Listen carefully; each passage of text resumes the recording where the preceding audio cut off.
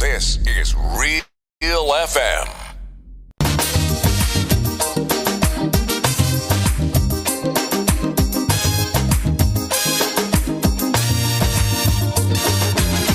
Tell me candid, they too wicked, far too crooked.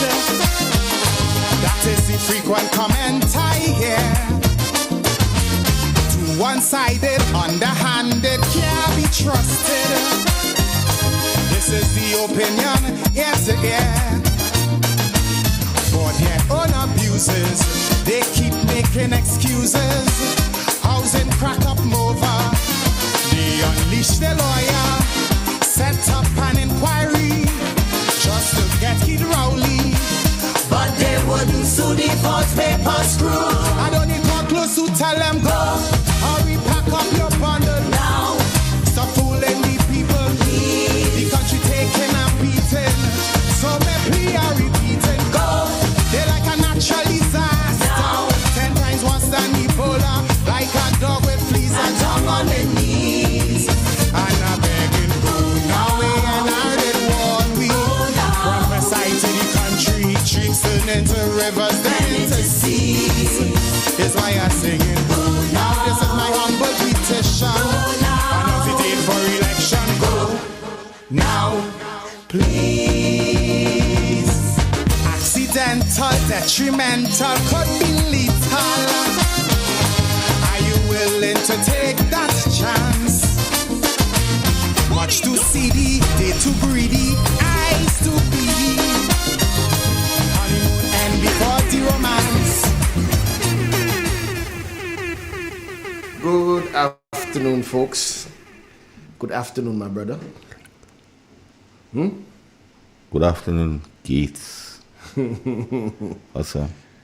Adi, We here again to battle. Independent Talk. Yeah. Good afternoon to Lystra Abraham, Deborah Laborde, Kristen Outley, Alban Harris, Earl Benjamin, and Marie Grant Celestine, Miss Henry, who again?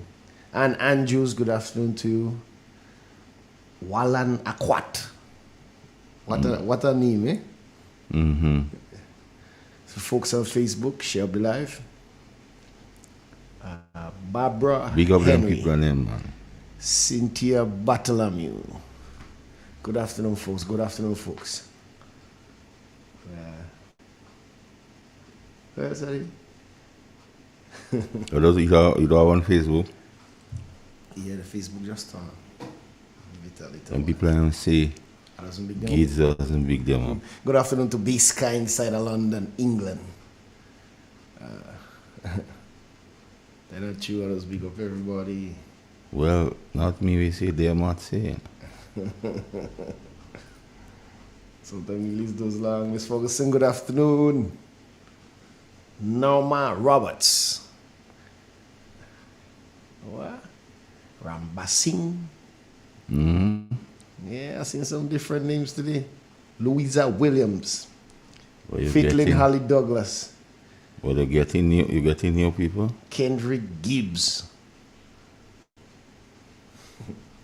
I'm trying to send out the link there because them people and them, but I don't mean to do that. tell them how to do the thing easy. So anytime, Subscribe. Once we send you the link in your phone and you open it up or on the TV, if you just press the down button or if you tap on the phone, you'll see subscribe. Just hit the subscribe so that way every time we come on, you'll get a notification in your phone. yeah, so we don't have to always keep sending the Like spamming people's phone.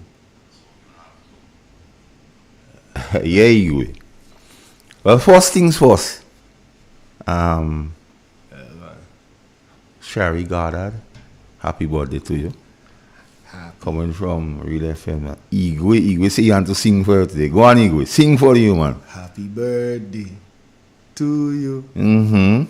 Happy birthday to you. Mm-hmm. Happy birthday to you. Happy birthday to you. Yes, Git. First things first. Independent Talk for Sunday, 21st April 2024. Grenada is my constituency, Igwe. Real FM is my parliament. Igwe again some bigger for a song. And I'm the people's spokesman alongside with the Igwe today, blessed and protected by the ancient of days. My purpose here is simply to bring the facts. And I want you to fact check me. Don't just take what I say and say Master Carl say. Go and check it yourself, Google it, or ask people. What facts has only one side, Igwe. You don't have two sides and three sides and thing. They'll say three sides to the truth. Facts are only one side. What you do with the facts is a matter entirely for you. I'm the advocate for truth and justice, even when it don't affect me personally, because justice delayed is justice denied. I'm the advocate for those who cannot do it for themselves, like the short-ins, the weak, the marginalized, and the vulnerable, poor people, children. I'm here to make those who are hurting by the actions of this government, to give them hope and give them information, telling them that weep tonight, because joy cometh in the morning. Next election day. Remember, I always say, where shame is absent, anything could happen. Like nothing is being done to cushion the effect of cost of living in this station, this nation as a whole. Now, Igwe, leadership matters. And it matters now more than ever. Line up the kakistocracy for me, because we go then we go say it. Well, we have a short piece today. The donkey has left the stable. The fracas in the old folks' home on Fort George has its background in the powers that be making great effort to keep out a certain inspector from becoming the chairman of the Central Committee of the Police Welfare, because it was felt that he was a greenback. So the process was hush-hush after voting so that just ousted chairman persons could not be installed.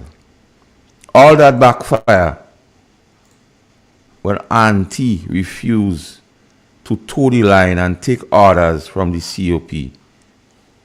She had decent plans, like she had some decent plans, like tackling pay and grade, setting up an office for the welfare to function since the current one is infested with mole and is not suitable, ensuring that lands belonging to the welfare held by the bank is legally sorted out. Staffing the welfare office appropriately to deal with the police insurance and the many other issues. All that was cut short when she was hauled in and told to stop and take orders. Dehumanization in its purest form. She would have none of that and resign then to be controlled by politics. So the police continue to suffer while the monies we pay is used at the whims and fancy of those who run things. Signed by Yellow Belly. Because I'm Yellow Belly and they're talking to me a lot now, but they're saying they're so disappointed with what's going on. So simply put,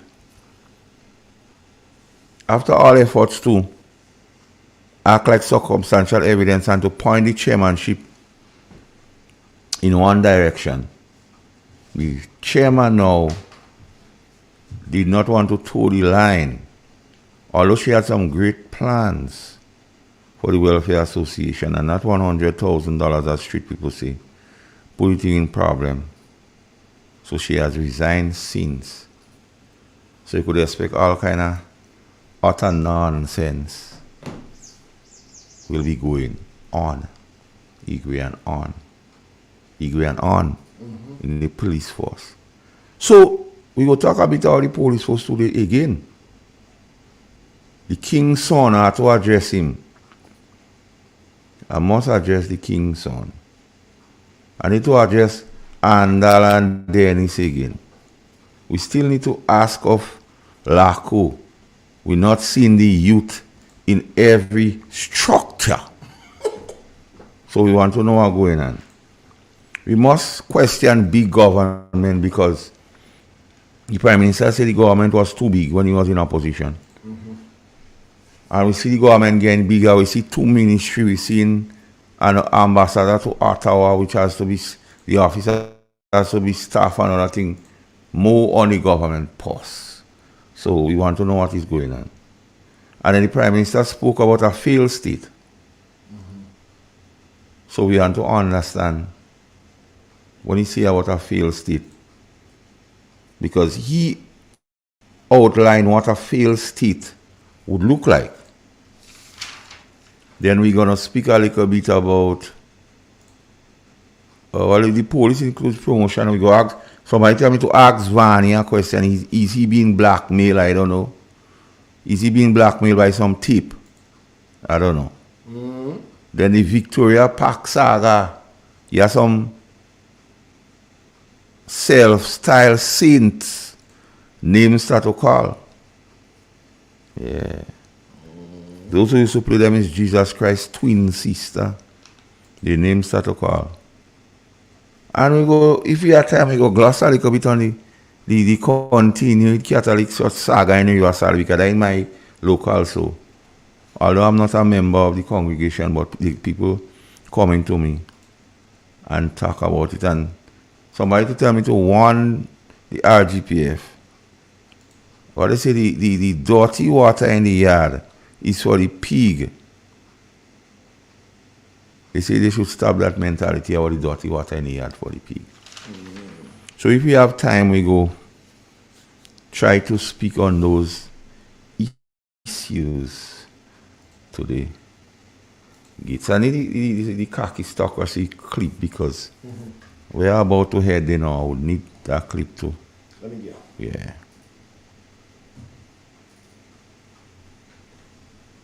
And I think this is how we describe our government. This is a real word. It's not made up. Okay. It has Greek origins. It is called a kakistocracy. Google it. A kakistocracy. Surely you're making things up now. Google it. I mean, I love the word, but what is the meaning? Okay. You Google it, and you tell me the meaning. Okay. And tell me this does not adequately describe our government. Now I'm typing kaki into my work computer. Yes. Okay, cool. Kakistocracy. Kakistocracy. Kakistocracy. And give me the definition. Literally, a government by the worst people. Yes. A government by the least suitable or competent citizens of a state.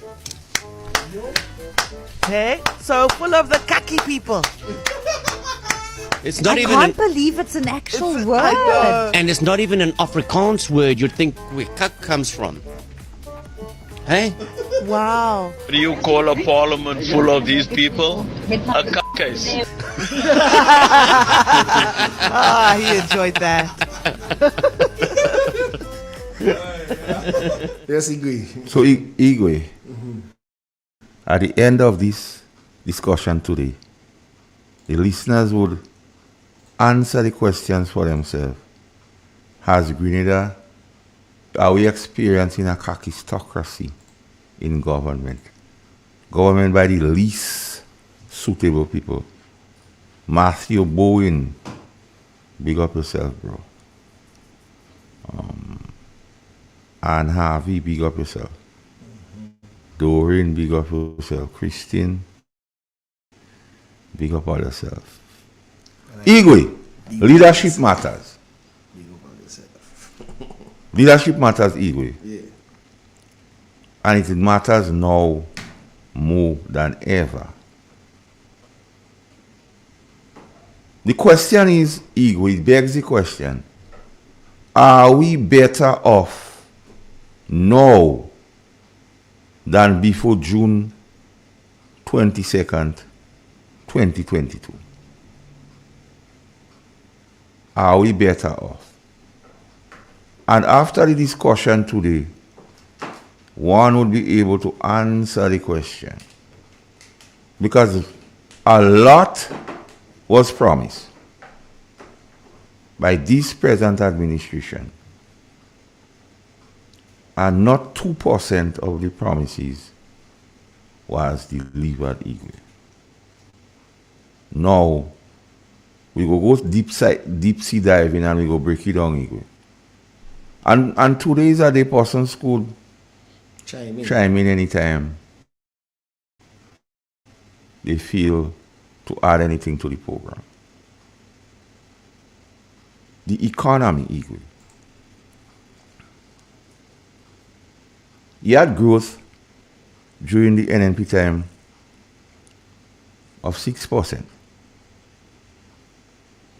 But on browsing through social media in recent days, I saw the Honorable Ron that put out something about the World Bank or the IMF, and he talked 4%. So some scale about Caribbean countries and grade at 4%. So if we go in by bare numbers, it is not better now than then. And remember, the last administration had to deal with the pandemic. Mm-hmm. And that amount of growth was still realized. So is the economy better now than before? The indicators on the ground is saying we are not better off than before. If we want the indicators to show that things are not better off is disposable income among the ordinary people equally. So if people have monies, they would spend it, as we know. And businesses, small businesses, is a reflection of that. And when you hear many small businesses have to close their door equally,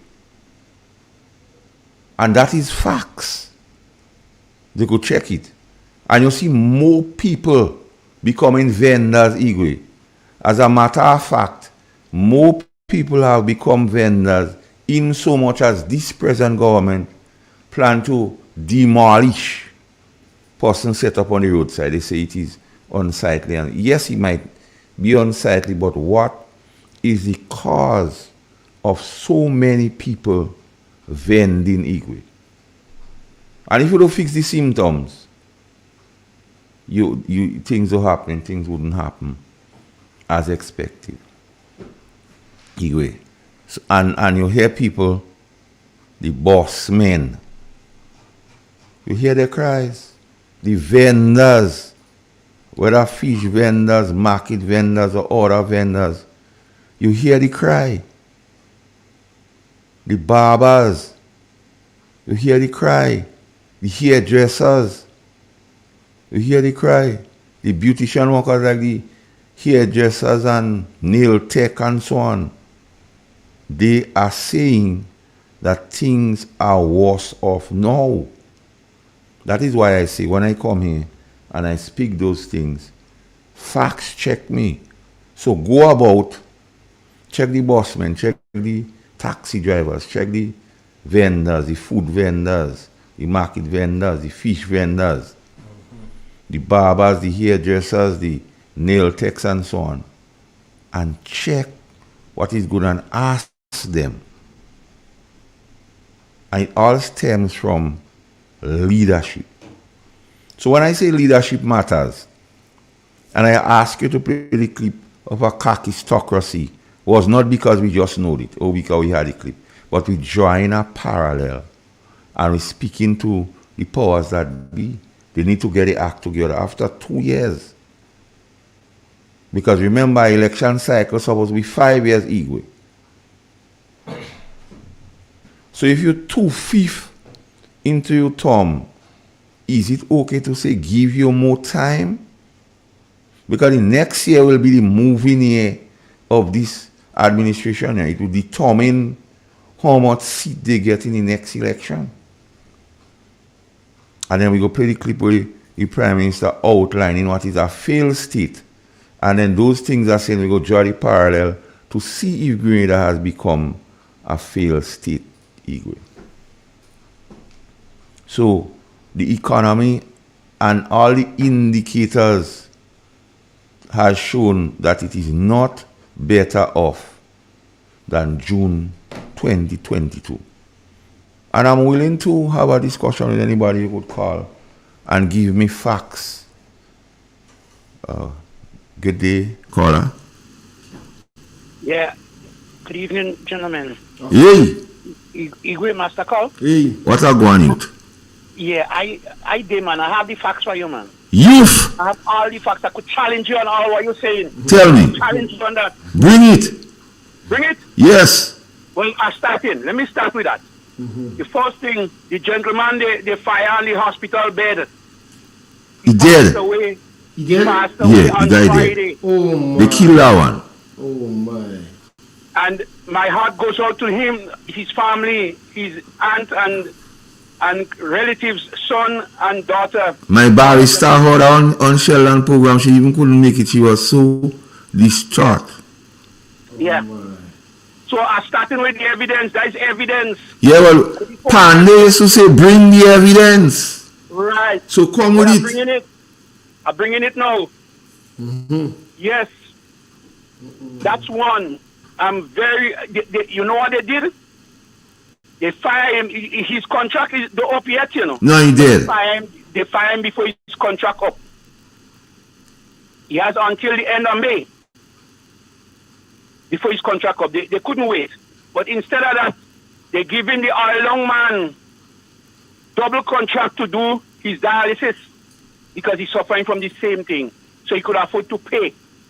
But when you take away the bread of a sick man who depend on that to survive, you're saying, boy, go home and dead. By his deed shall a man be known. If your brother ask you for bread, not to give him stone. Well, the thing is, remember Christ talk about the Good Samaritan? Yes. And the priest and the Levite passed the dying man there, but the Good Samaritan come.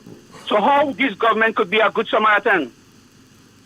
How this government could be a Good Samaritan? I wondering. That's one aspect. That one, the praises tonight. So may God have mercy on his soul. Secondly, when you're talking about people that vending here or there, whether it's fish, market, side road vendors, people who are looking to earn a dollar, and you taking away that from them, you can't be a good Samaritan. You don't have a heart. It is very immoral. It is a crime against humanity. Now, who goes to the market and spend and buy vegetables? And it's not the rich man. They don't go in the market and buy that easy, you know. They go in the supermarket and they buy all the goods there because they have money. They don't need the poor vendors. But when you don't have people spending power from the layman, it means that the poor people again will suffer. Again, all what they're doing is to hurt poor people. When somebody trying to make an honest dollar, you want to move them, take away the rights to make a dollar. You're not providing job for them. You're not helping. You said the place, you said the building they occupy looking ugly. Well, upgrade it now and let them pay a tax or a rent. Let people live. Make people feel comfortable. But instead of that, you decide to bulldoze them. The next aspect, the economy of this country will determine how much the less fortunate make and the less fortunate could spend. If it don't trickle down to the less fortunate, the people that has to feed the 3 and 4 and 5 children, send them to school, and still have to provide a little stipend for still, they're talking about lunch free. Joke they're making. I challenge this gentleman already about calling Mr. Piance free lunch in school. Teachers have to raise funds to provide lunch and things for their children. Because the subsidies they're giving, it can last a week or two. By the end of the month, teachers have to look to see where they're getting monies to put lunch on the table for children, and they're talking about free lunch. That is only a talk, a big talk, a fat talk. And the promises they make, they couldn't challenge NNP government on the economy. Because after you had Ivan, the world crisis, the NDC then couldn't survive. But the NNP come and they put a program in place to develop that economy from 2013. That is why they could meet a big belly treasury, the big. A treasury in gestation. Yes. Heavy. Yes. Heavy. So as a result of that, they couldn't challenge them on the economics of the country, or the economy of the country, because things was happening. The program was well run. People was surviving. More people was employed. Now you could hardly talk about the Imani. You could hardly talk about the assistant nurses because they're crying out. They're crying out. Food cost is escalating. Things are getting worse and worse, so nobody could tell me. And I hear this gentleman talking about they make a very good presentation in Cuba. The Prime Minister did well in Cuba. You go in Cuba, people, St. Vincent give 30-something thousand pounds of flour to Cuba because of the food crisis in Cuba. What you do? You go and present a plaque. Why you didn't say you're going to give them some rice or something that we produce down here that they could survive? But you present them a plaque and you're saying you're doing well, and you people telling me Cuba gave Grenada very good assistance when there was a wrong during the revolution and after the revolution. The amount of students that studying in Cuba, free scholarship. And you're going to present a plaque to Cuba? That is shameful, disgraceful. And above all that, you're going in Cuba and tell the Cubans how you're fighting for the pride of the Haitian people. When 12 or 13 Haitian came to Grenada and you deport them, you are criminal. And you're going and boast about that's a criminal act. I hate to hear that. You tickle in people's ears and feel that you're doing good, and people complaining and say that's a criminal act. You deport the Haitian and you're going all over the world and talk about the plight of the Haitian people. We are working on that too. We're trying to work out things. What? Fat talk? BS talk? No, man. Come on, man. That's a criminal act. You don't do people that, man. I didn't ready to talk yet, but anyhow. All right, caller. I will go. I will call you back later. Mm-hmm. Take care. All right. Yes, the caller made some points there, Igwe. Let's take a short break and come back. Yes, ma'am.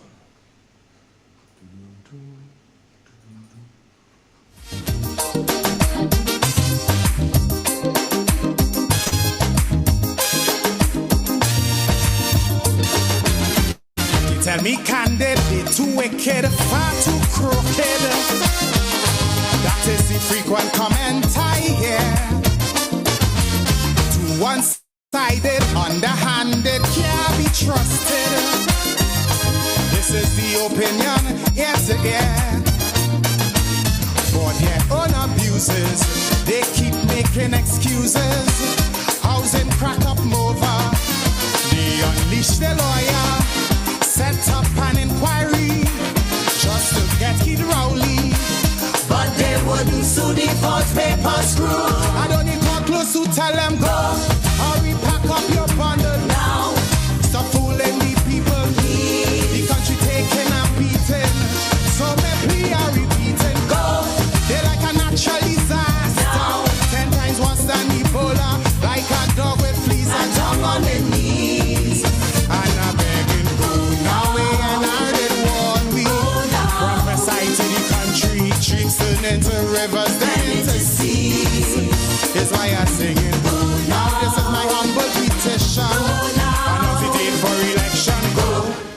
Now, please.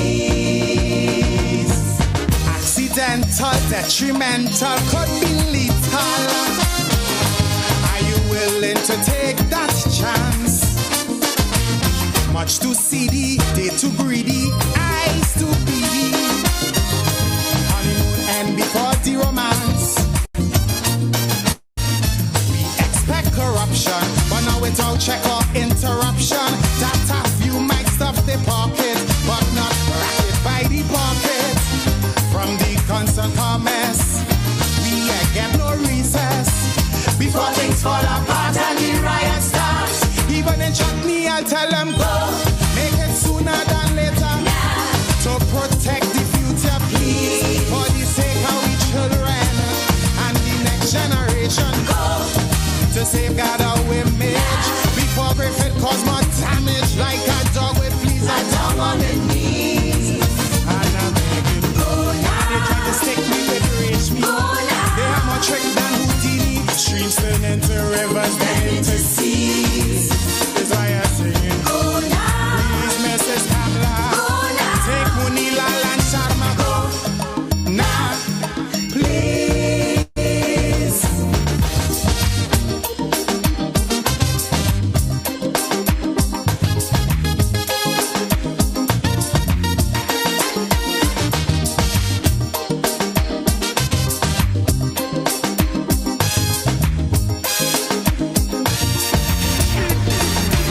Them and them minions.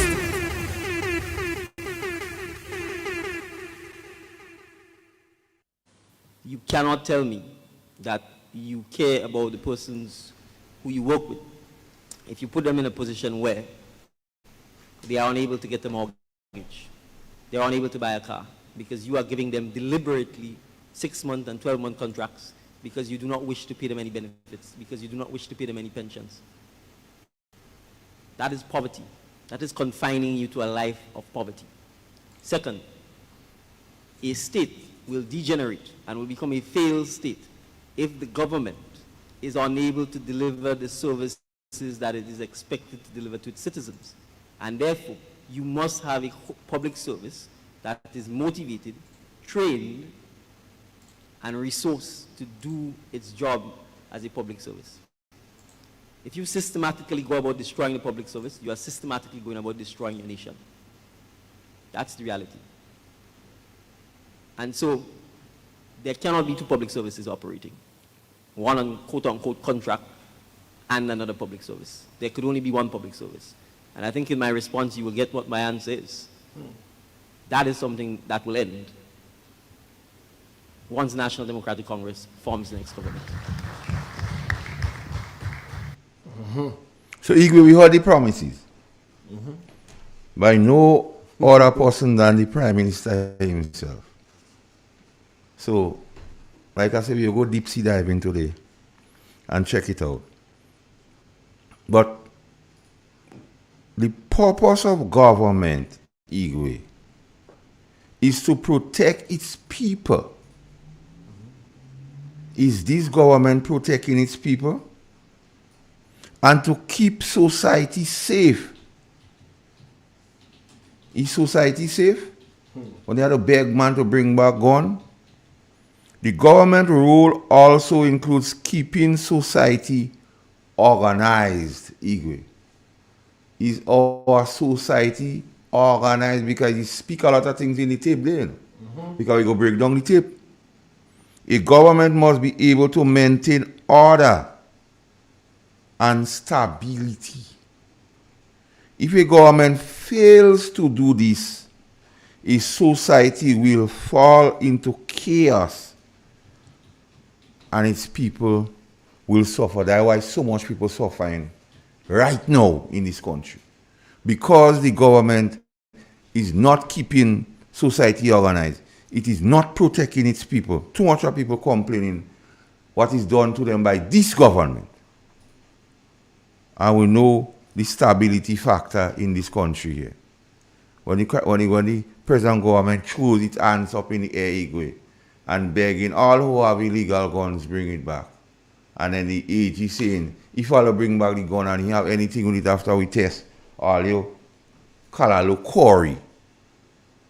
That's the chaos what happening in the state here. So, the Prime Minister spoke there, and I just want you to play the tape again for people to listen, and then we go break it down, as usual. You cannot tell me that you care about the persons who you work with if you put them in a position where they are unable to get a mortgage, they are unable to buy a car, because you are giving them deliberately 6-month and 12-month contracts because you do not wish to pay them any benefits, because you do not wish to pay them any pensions. That is poverty. That is confining you to a life of poverty.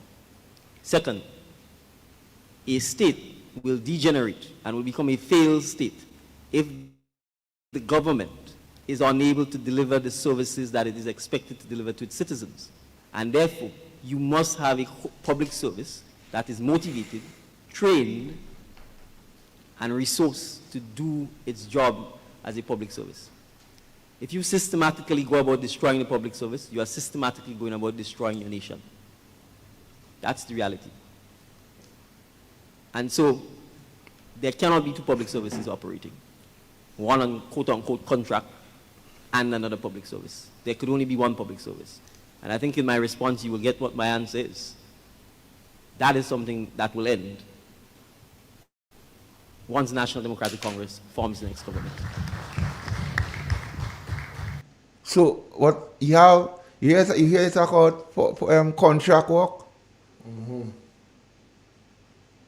And they're still giving people contract, and the Democratic Congress is in power, and contracts still continue, so the Prime Minister failed to deliver there. Mm-hmm. But where is the resources for the police? Because he talk about resources to combat firearm interdiction. And we still, in his words, have two public service because he still have contract. Miss Christopher, good day, how you doing? Daisy, good day. Good day, Nikki, how you doing? So, we are talking about the economy, Igwe. Mm-hmm. Has this government delivered when it comes to the economy? Because we don't see no capital project. And I want you to line up the clip with Mr. Andrew where he say they have money for capital project, but we ain't seen none. Yeah. And the Prime Minister say, you go become a failed state if you fail to deliver what is expected. So the people expect capital project and you don't deliver in. So could we conclude now that you're presiding over a failed state? That's your words, you're not mine here. I did not say our failed state. You who say in healthcare, because everybody balling out healthcare in Grenada. We listen, if you listen last Monday, all right, let's go. Hello. Hello, good day. Good day. Bro. Bro. Bro, the NDC have an aim. When 3 months before election, they coming out and campaign and that they making everybody prominent, you know.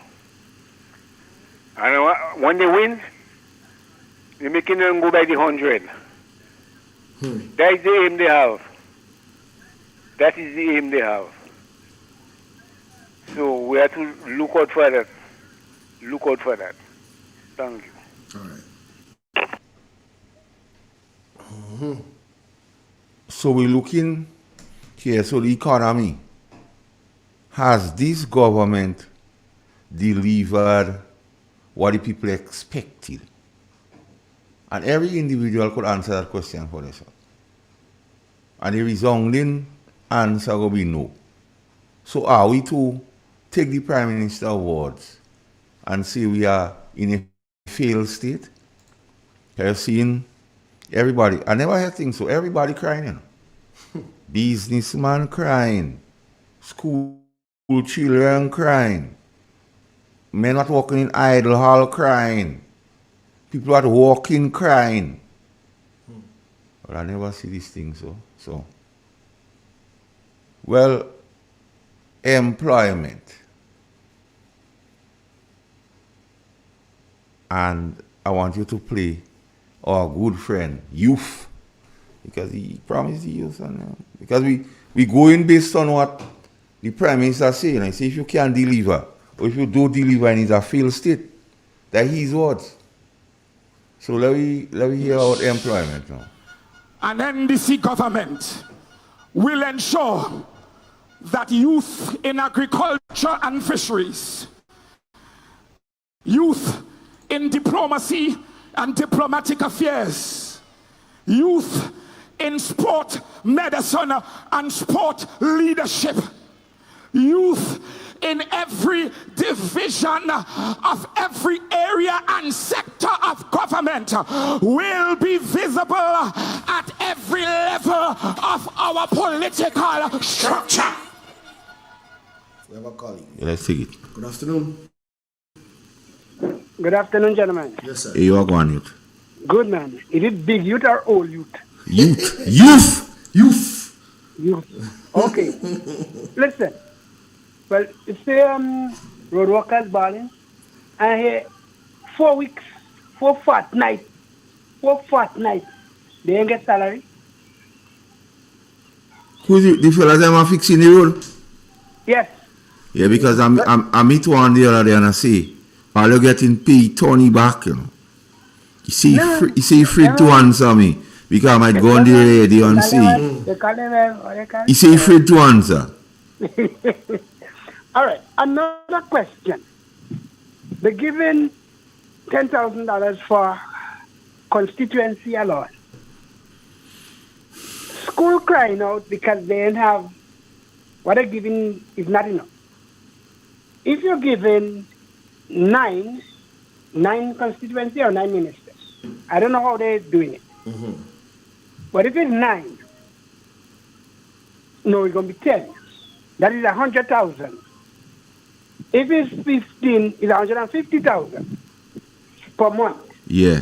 Why not take this money and give it to the school and let them buy the stuff and have stuff that could last them?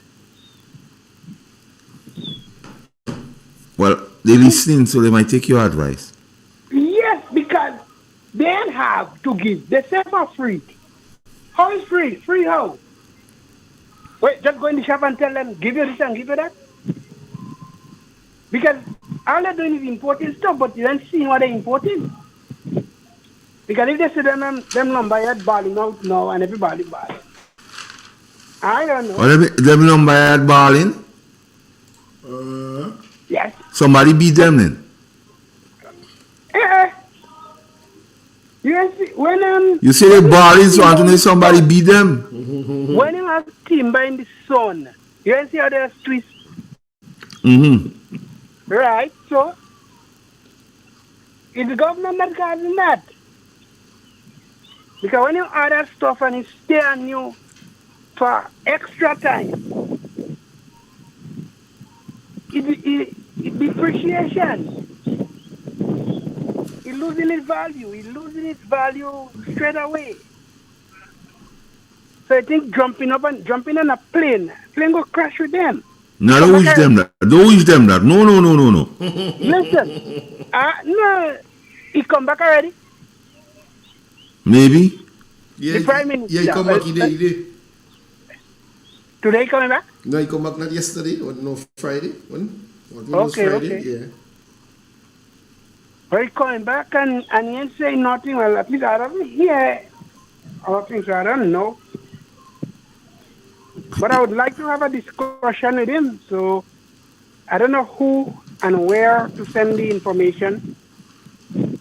Go to who is the parliamentary representative? Go to them and tell them you need to see him. Okay. All right. All right. Take care, man. All right. Mm-hmm. We are on again, anyway? Yeah, I think we are here deep. Right, take it. Hello. Hi. Hi. He come back. He was in Victoria last night. All right. Bye-bye. All right. D. They like a police boots on the con.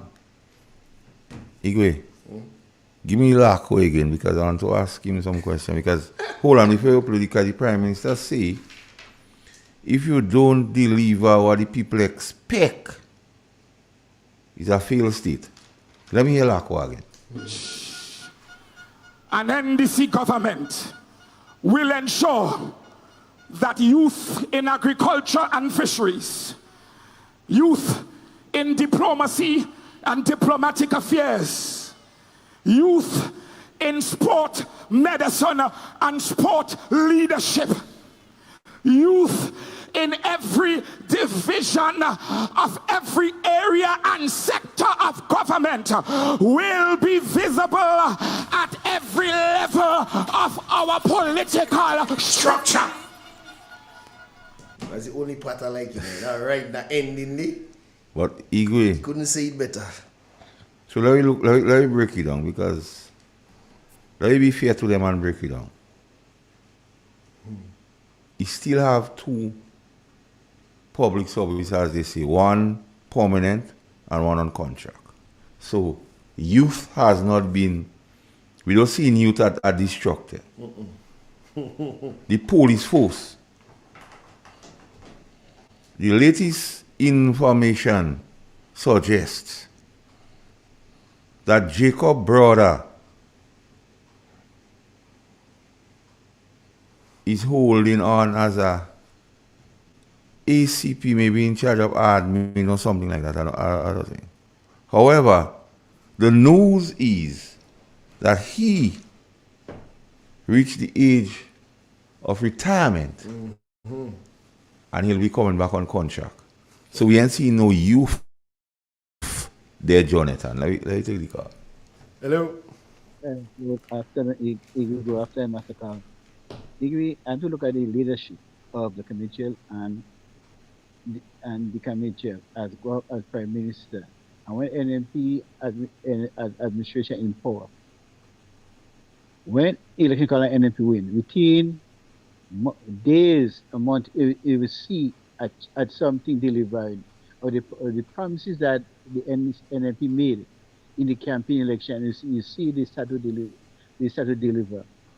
And in not years or 2 years, it's about that. Let's say about 2 or 3 months after election, call an NMP win the election, you will see the NMP starting to deliver on their promises. Massacre, going on 2 years, and you can't you can't see anything, and you can't see anything that they say they're going to do. Only one thing they go talk about, they pay the pension. Pension is that would have paid. Any government that win the election, the pension would have been paid, right? And because of the stewardship and management of NMP in managing the country, that the money was there to pay the pension. And we calling upon the people of the company, the whole, this government, especially the leadership of the country, hold them responsible for what is going on in the country with the crime and the violence. Because when you have a prime minister say that the crime and the violence are going on in the country, not in business, and he as the Minister of National Security, you have the health sector again in a mess. They condemn the previous government about all sectors, but at the time when NMP was government, the health sector was better, the tourism sector was better, the living standard of the other man, and even the business people were benefiting more, and the living standard was much better. But look at what is going on in the country now. Everybody balling, and wherever this prime minister go, every ministry will take something but massacre. Is pressure upon the poor people. Right? The hard they could be seen by the roadside, sell it to living. That's only the income they have coming in. He getting rid of them. He getting rid of them. Go home and see them. A lot of plans, making other plans that they could do that. But in the talking one, in the action is totally the opposite. We are calling upon the people of America Computer Market. Time coming close. What you all have to do, make sure you all get registered. Register your children who with the age, encourage them to go and register. And once you do that, and next election call, the bell ring, and election call NMP victorious at the poll, then you will see a total change around in the country, because NMP in governance, they seek the interests of everyone. Because what they say, when the poor man walk in and they have money in their hand, the money circulate in the country. But with the policy of this government, when the rich man benefit, the poor man suffer. And according upon workers, your employer will encourage you to vote for the government that they love, that will benefit them. But when you vote for the government that they love to benefit them, it not benefiting you. Because the same rich the business people that tell you to vote, where are they now? Are they reaching to help you? All right, brother. No, they're helping you because they pocket full in. Mhm. So, all right, all right. All right, take care. Igwe. I have a next call on you. I take it. Afternoon. Hey, good afternoon, Igwe. Afternoon. Good afternoon, Master Carl. What are going youth? A good man. Igwe, I realize you like the last part where the spirit take like red day, man. Yeah, man, the structure. That is the spirit. How you say the this? spirit day. Structure. Yeah, the spirit take him. I thought he was on the pulpit, man. The spirit take him. You know, again, we keep looking at this government and the things they're doing and the things they're saying and the things they're doing. And when we ask them for answers, they ain't giving us answers. They ain't tell us nothing about the corruption that take place in the market. They ain't give no explanation. They cover it down. They take big wood and big iron and they cover it down and they press it down. And they're trying to hide it. They ain't want the public to know about their corruption. They do another piece of work in town, and I must talk about it. In a certain place in the town of St. George, they build a bus stop. Mm-hmm. They build that bus stop going up a hill. Just when you're reaching nearly to the brink of the hill. So it forces a busman when he had to stop to pick up people on that bus stop there. Mm-hmm. And there's another hill coming down to that bus stop, a dangerous hill. These people talk about consultation and talking to the villagers and talking to the people before they do something. They didn't talk to the people in that village before they go and build that bus stop. Because if they had talked to the people in the village, the people would have told them, it's too dangerous to put a bus stop. Dangerous for the bus going down and dangerous for the bus coming up. In fact, when a bus stops there, no bus or the buses behind cannot pass. Neither those who coming down cannot pass. It is so, the road is narrow there, and then the hill is so steep there. It is so dangerous to put a bus stop there. These people are not thinkers. And you know what's funny about the bus stop? The man who signed the contract to put that bus stop there, who had to put a bus stop there, when he getting ready to go and build the bus stop, he see another man building it, you know. While his name in the ministry, well signed and sealed for it, you know. And as you say, there is proper receipt for that. His name signed to build this bus stop, signed a contract to build this bus. When he look, he see another man. And as the saying going, they say the lady say, give that fella. So even though you sign, as the saying going, the lady could say who to give and who not to give. And this is the kind of corruption we have in the tongue of sin. And it's going on so quiet and so nice, so sweet. It is part of the whole kakistocracy at the system. And they're doing things so wild. And so the people is not involved. They're just doing things thinking they go please the people, making a whoop there and a lash whoop. One of the residents of the village say, he asked the woodman, the man who gave out wood, well, how all you could build a bus stop there? He tell him, we don't have to consult with nobody. We didn't build that day for them. It's not them we build that for. We build a bus stop. He said the answer was so backward. The answer was so rude and backward that he wondered, what kind of people is that? What kind of answer is that? You know, it's like you take the worst of a people to do work for you in a village. You take the worst of a people to go and do things. Kakistocracy, less equipped. They have no knowledge of what they're doing, but they think they clinching vote.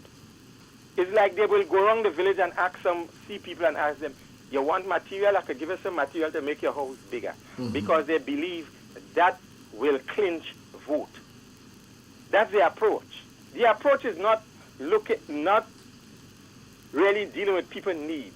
The approach now is, the thing become so corrupt, is they approaching you to build house for you. Mm-hmm. Because they want to clinch vote. vote. The thing in the tongue is becoming corrupt. It is leaking and it beginning to stink. And if people are not seeing it or listening, please open your ears and open your eyes, because around you, the corruption is beginning to stink.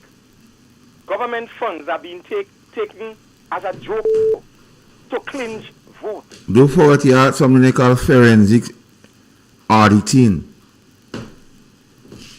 People who don't need is being offered and making them feel, well, you need this because you want to clinch vote. You know, we still don't get it.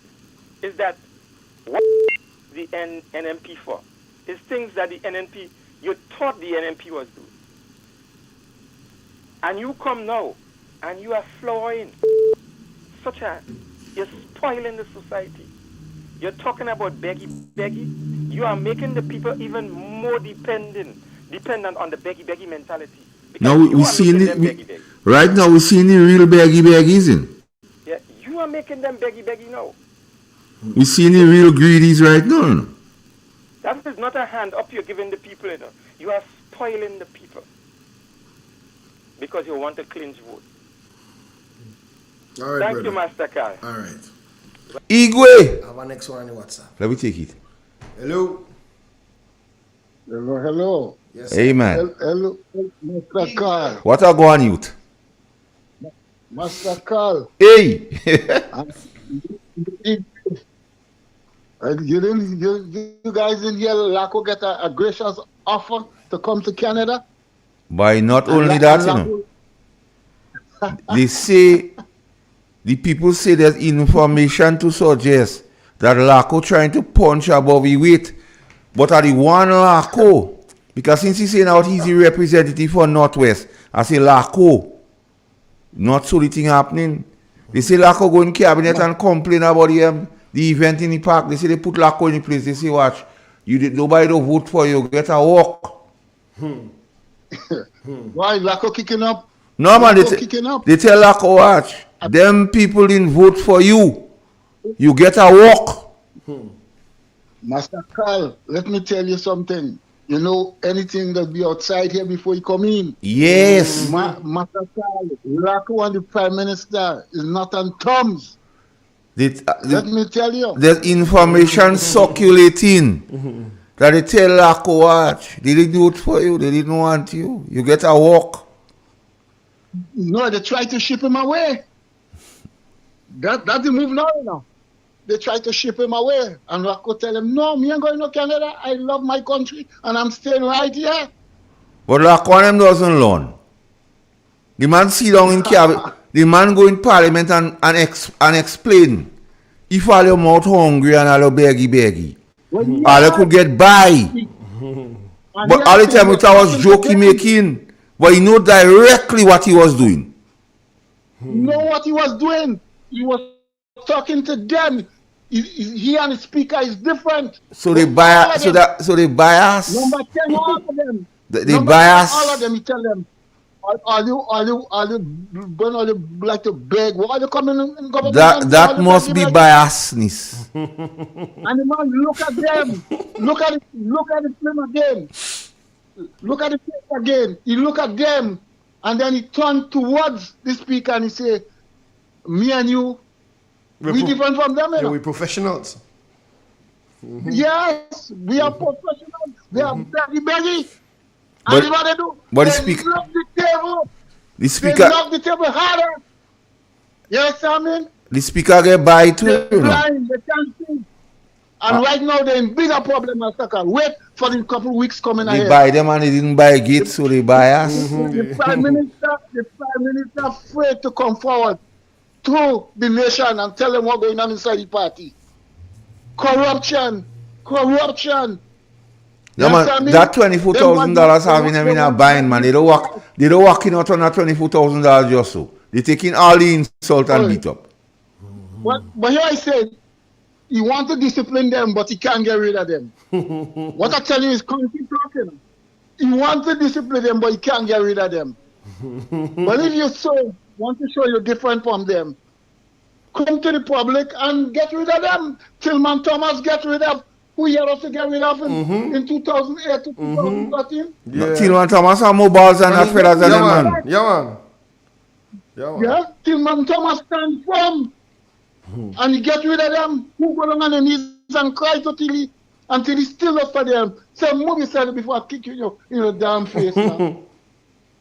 You understand? So what Dickie Mitchell had this man and them doing all kind of thing, and he can't say nothing and say behind closed door he go discipline them, and in the next election he don't want them. That is foolishness. That is real garbage. If they do something wrong, for instance, Ron start selling people car, he has to take it up. Instead of that, he take money out of his pocket and run and give the woman a $10,000 and tell her, tomorrow you will get the next In the night, they send it in the night. With the, but she don't accept it in the night. The one from Carrico, they was call him again? The hatchet man. The hatchet man. He was there. Kevin, man. Well, yes, you can run and Kevin go. So there's a lot of stupidness what's going on. And now the Prime Minister is to a stage now, he can't handle it. He can't take it anymore. He's scared. Well, let me tell you something. He's scared to touch them. Because like I tell him, he's scared of tongue. I ain't going nowhere. So he's scared what they go do to him? Yeah. Like I tell him, every time you have something, you alone want to talk. No, like I tell him, you know, you alone want to talk. You don't want nobody to talk. You ever see a government run like that? So school children say, school children say how he is disrespectful. Yes. But all of them, and you see, I don't defend him none now. Because Allah and them sit down there and allow the disrespect towards other people. They didn't touch it that come back. So now the cows come back home now it's problem for them. Yes, because he take it too far now. They say takes when he sit down there and he say takes two suing you. They laugh, they grin. Yeah. They laugh gil. They didn't know that come back on them. Because they didn't understand politics. They didn't understand all those other things. But he was good for them, man. He tell them no people don't vote for you. It's a work you get. Take it easy. Play your role. Yeah. Sit down. And he said, and he make sure he tell them if all you know, according to Devon, if all you know, all you don't have no money and all you don't have nothing, what are you going in politics for? Why you come and tell the people all you go? Why you come and tell the people? And all you have no money. He said, sit down, Jacko. He said, sit down, Jacko. 6 days. Watch. What's that called? 6 days after the election, them men start begging for money. He said 6 days. You remember when he gave them the 2,000, he mentioned, when he gave them the $2,000, he mentioned corruption. Don't forget that. Kevin didn't have a bank account. Imagine Kevin didn't even have a bank account. He didn't have a license, he didn't have a bank account. Ron didn't even have a license. You understand? Think about it. And right now, Ron, the talk is out there now, Ron won back his job. By the school children say there's information circulating around, say others do like him and they don't make them go, so why they make he go? Yeah. But the man right. They say how can I make all this mistake? They say how can I move me? Why now you move me? They say how can I stupidness happening in more in a project and the only transfer people they don't make them go. But they make Ron go? Well, they make Ron go? But yeah, others Ron now say we need the money. They say you have other projects here. Masaka, I don't hear nothing yet, you know. Is we out here want nothing, you know. You have other projects too. Let me tell you something, Carla. Listen to me and listen to me good. Everything has its time and its place. 70% of the things I know how to say them yet. Only a little bit I know how to say. Because I don't feel the time now is to say it.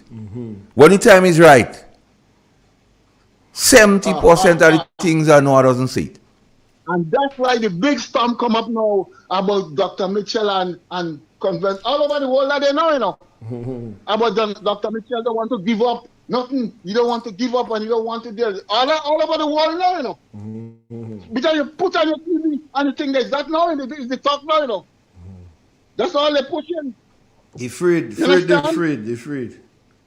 Yeah, They freed that's all them. they're pushing. By me You scared that tongue, eh? They freed. So you good otherwise though? Alright, Anyhow, caller. you guys have a good one. That caller cracked me up. That caller now. Our next one. You let me take it. Hello. Yes, gentlemen. Sorry for disturbing you all. You sorry and you don't crying? Yeah, I don't cry already. Okay. I cry for my partner already. Anyway. Alright. The other thing is, I want to approach the pastor, Senator Jonathan Lacrae. I remember they don't derobe him yet? Well, I am wondering. They don't defrock him yet? I don't know. I'm wondering if he still preaches in the church, because these lies about the youth in diplomacy, youth in all sectors of the country, youth. No, I am wondering if he asks the congregation or the church that he attends to forgive him for those blatant lies. Senator Jonathan Lacrae, I don't know where you are. No, give him one thing. He have a 1 year plan, so he planning it. And he say he's the representative for St. George's Northwest. And please, gentlemen, this is what I want to ask him: to repent and don't lie to people.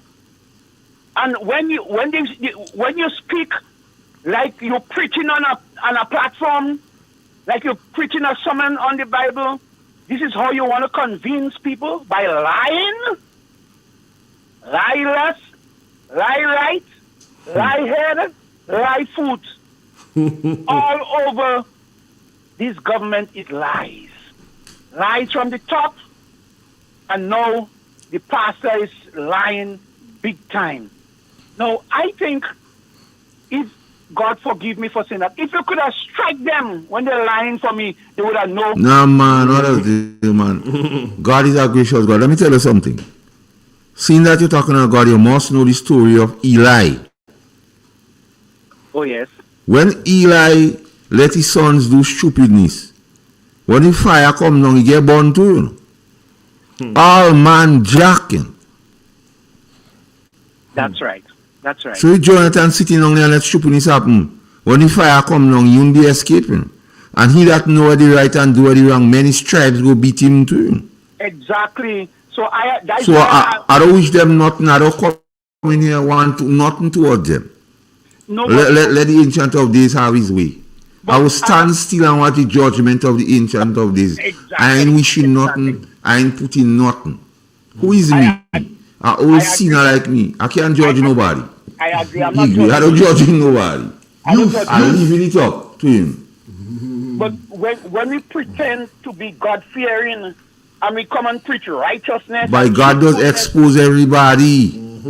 Just what we are will each neighbor know when the king comes in. So what we hearing, all the information we have is not by accident. Okay. Okay. All right, gentlemen. All right, take care. You have a pleasant day. Yeah. Okay. Igwe. That's on fire. Yeah, me hate. But he was driving at a point, which is, you have to serve the people. If you're hungry mouth, if you beggy, you could come and be parliamentarian. All kind of people go buy you because they know you're hungry mouth. So you see, Mr. Speaker, you're a doctor, you're a professional. That's the point. Because you and I are professionals, we can serve. Nobody can buy us. And people can't buy us. We can serve with distinction. And they knock the table here. You could some. That's why they don't know it's a snare. It's set up for them. A snare they get Yeah. So I don't know. Chatters on the street and thing they surfacing. information to suggest that Laco may have complained about the situation with the reggae fest. Okay. The information is that somebody go behind somebody back because they like behind, eh? I noticed. They like to go behind back. The two up here say they was working hard behind the scenes. Tell me. The two in St. Patrick's. When they go on the breakwater, they say they was working hard behind the scenes. The information suggests that they say somebody go behind somebody back and give permission. They like behind. So they tell. So they say the minister was feel he should give permission for the reggae fest. Don't give. He didn't have time because the head honcho, the chief Harvey Coe, give the permission without consulting him. So the chief Harvey Coe tell him, watch, the people didn't vote for you. It's a work you get. And seeing that he explained to them already, if they mouth on the ground and they hungry and they beggy, they could get by anybody. And he also say when you see strange decision making, somebody pay for the big fete and the rally, so that person buy ass. So that have to be biasness. Yeah, they bias. Yeah, biasness straight. Like, oh, take it easy. With your turn. The people didn't vote for you yet. You're voting for him again. You see down there, you let the man practice all kind of necromancy. Call down all kind of dead people spirit. You don't say nothing. The man calling people hungry mouth and beggy. You don't say nothing. The man was very condescending when he talking about the faith organization people. You don't say nothing. Now you're ready to talk. Okay. Let's take the call. Hello? Yes, sir. Good afternoon. Good afternoon, Mr. Carl. Good afternoon to you, guest. Call me Simple Squaddy. Yes, I want to start off here by saying to you here. Your theme song said they are 10 times worse than Ebola. Yes. Given the opportunity, you believe you could make a case for that? Saying that they are worse than Ebola? Yeah, 10 times. Well, the level of corruption that exists now, NNP pass, NDC pass, the revolution pass and Gary, don't make all the corruption what you are now in 2 years. So they have to be worse than Ebola. All right. And corruption in plain sight, they don't hide in. Not to say things you have to go and study to or investigate. My God. All right. No, yeah. I'm not so hard on the government. I don't hard on them. I'm just trying to steady them. All right. Yeah. I'm already giving them the benefit of the doubt. You don't have to know how to give them no benefit. They performing poor. But what really surprised me is the fact that they are giving NNP so much ammo. So much so, NNP don't have to reference former NDC government. This is not good. They puffing NNP with ammo. Now, we know any incoming government in most cases does not deliver on most of the promises. The challenge government. You're breaking up, sir. We don't hear any fluent. You call back on a landline and ventilate. School children. You have anything again? School children want to know who I send in my resume to. I want a driving group. Job for the boys. Well, you might have to go to the head honcho. On Friday, go up Lucas Street where they eating fish and rice and send in your resume. Scoops big up. So Jonathan, take your time because they don't tell you people will vote for you already. So we are going with Jonathan and so on because the Prime Minister say if you're not delivering what the people expect. So the working conditions, and we started with the police. The working conditions for the police, you're not delivering. Let's take the call. Hello. Hello, good evening. Good afternoon. Hey, man. I see they putting some kind of a way on the sidewalk where they from the around the radio station go across, and to me like they're doing the work putting it across, and then vehicle pass. Which radio station? Which radio station? Down inside they're going to go across to the fish to the market. Okay. Yeah, the vehicles they do some sidewalk there and to put it to cover the drain, and the vehicle passing and mash them up. Well, the way they beat up on sidewalk when NNP doing it, I never thought they would do sidewalk. But then again, maybe that was in the plan, so they just continued NNP plans. Yes, and then vehicle you don't properly slow and vehicle passing and mash them up. But them drivers and them have to have some sense of decorum and some driving etiquette too. Alright. Yeah, if you know your career, don't pass on it to him. All right. Let me take it. What's up? Hello? Yeah. Afternoon. Hey, man. The color before your last one. Yeah. After the election. Yeah. Okay, before the last election, he was so much an NNP. After the election, when I heard that the gentleman came out and making an assessment, I marveled. Maybe where you walk and when in. I'm hearing him now. You're wondering. You're wondering. Watch, let me tell you something. Self-preservation is the first rule of nature. Don't forget that. Yes. No. And we have to understand that self-preservation is the first rule of nature. Since you're born in self-preservation. So let me do thing. No, but what I'm admiring is how he transitions himself. You know, the way he transitions himself. I really admire you, sir. You're good. You're really good, sir. Continue. Thank you. Have a good afternoon. All right, brother. We are more? No, we don't mind that. So, the police force. Are you delivering to the police force what is expected, Mr. Prime Minister? Because you say if you don't deliver what is required, that means it's a failed state. So in terms of the working conditions for the police and resources for the police, working conditions for the nurses and doctors, the ambulance drivers, and the condition of the roads in Grenada, Carriacou, and Petit Martinique, are you delivering what is expected? And John Public say you're not delivering. So could we now say you're presiding over a failed state? Because you say if you don't deliver what the people expect is a failed state. Are you delivering in terms of Jonathan called youth in every what gate? Every structure. But what's about the structure of the RGPF?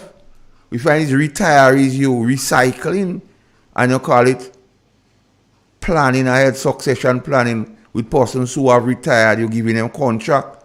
When you say contract is illegal, but the deputy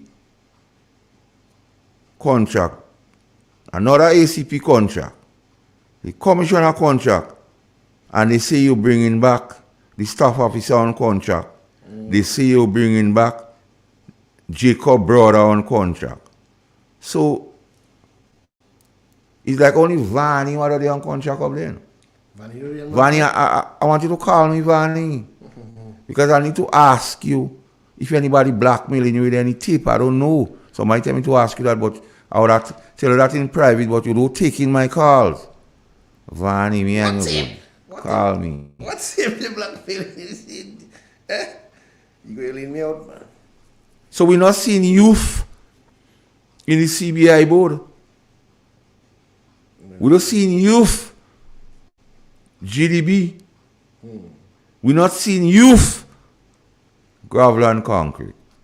Lotto, NTRs. Even in marijuana board, I don't find any youth on it. So, Mr. Prime Minister, could we say you are not delivering what the people expect of you, employment equal, because we reach there and then the program take a life for you on us. Yeah, ETK. Another person? No, right. Eh? No, not yet. So the program thing, we welcome callers. Mm-hmm. And the same caller, what the caller talk about, call back because he was going somewhere. Yeah, employment. He was going somewhere. Are you delivering to the people what is expected, Mr. Prime Minister? Because it's your words are dealing with here, you know. I'm not the repository of every knowledge, so I take my cue from you. And you say a failed state if the government does not deliver what the people expect.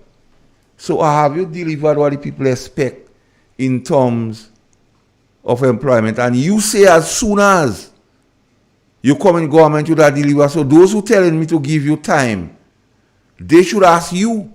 Don't tell me to give you time because you give us a time. You see, as soon as all you come, all you fixing the parallel public service, and Dennis help you see, and let's play with what Dennis say about contract work. Let's take the call. Find out here. Yeah, where they get the money from to? No. You see what they go make people as soon as the government come in power, they go fix contract work. So. In every village I visited during... No, man. Gates. The man say as soon as the NDC come in government, we go fix contract. Why you afraid? And NDC government will put an end to contract workers in the public service as soon as it takes office. There is no need for a parallel public service in Grenada. All workers will be given permanent status. Mm-hmm. Have you delivered on what the public expect on every worker will we make permanent, Mr. Prime Minister? Well, it's a failed state. Let me hear what they're saying. We lost it. Call back, caller. Mm-hmm. Because if you and Dennis see. They back. Yes, let me take it. Hello. Hello. Yes. Mr. Carl. Hey. Good afternoon, brother. Good afternoon, brother. Mr. Carl. I'm listening you. And I listen to some callers, and you know, they don't know the difference between a promise and a lie. They don't know the difference. You have a difference between a promise and a lie? Yes. Well, explain it to them. Let me explain. Mm-hmm. If you promise to do something, you have circumstances that could stop it. But when you say do something that and you don't do it, it's a lie. Okay, so when the Prime Minister and Mr. Cornwall say, as soon as, listen man, you talk and that's your problem. That is your problem when people listen you, but you don't want to listen people. Let us have a discussion where we respect each other. I listen you and you listen me. Yeah, go ahead. Because we are all Grenadians. It don't matter, we might not support the same political party, but that will render us enemies. So when Mr. Cornwall say as soon as we come into power, what is the condition between as soon as and saying we go do it? Mr. Cornwall say that as soon as getting power. What are you getting power?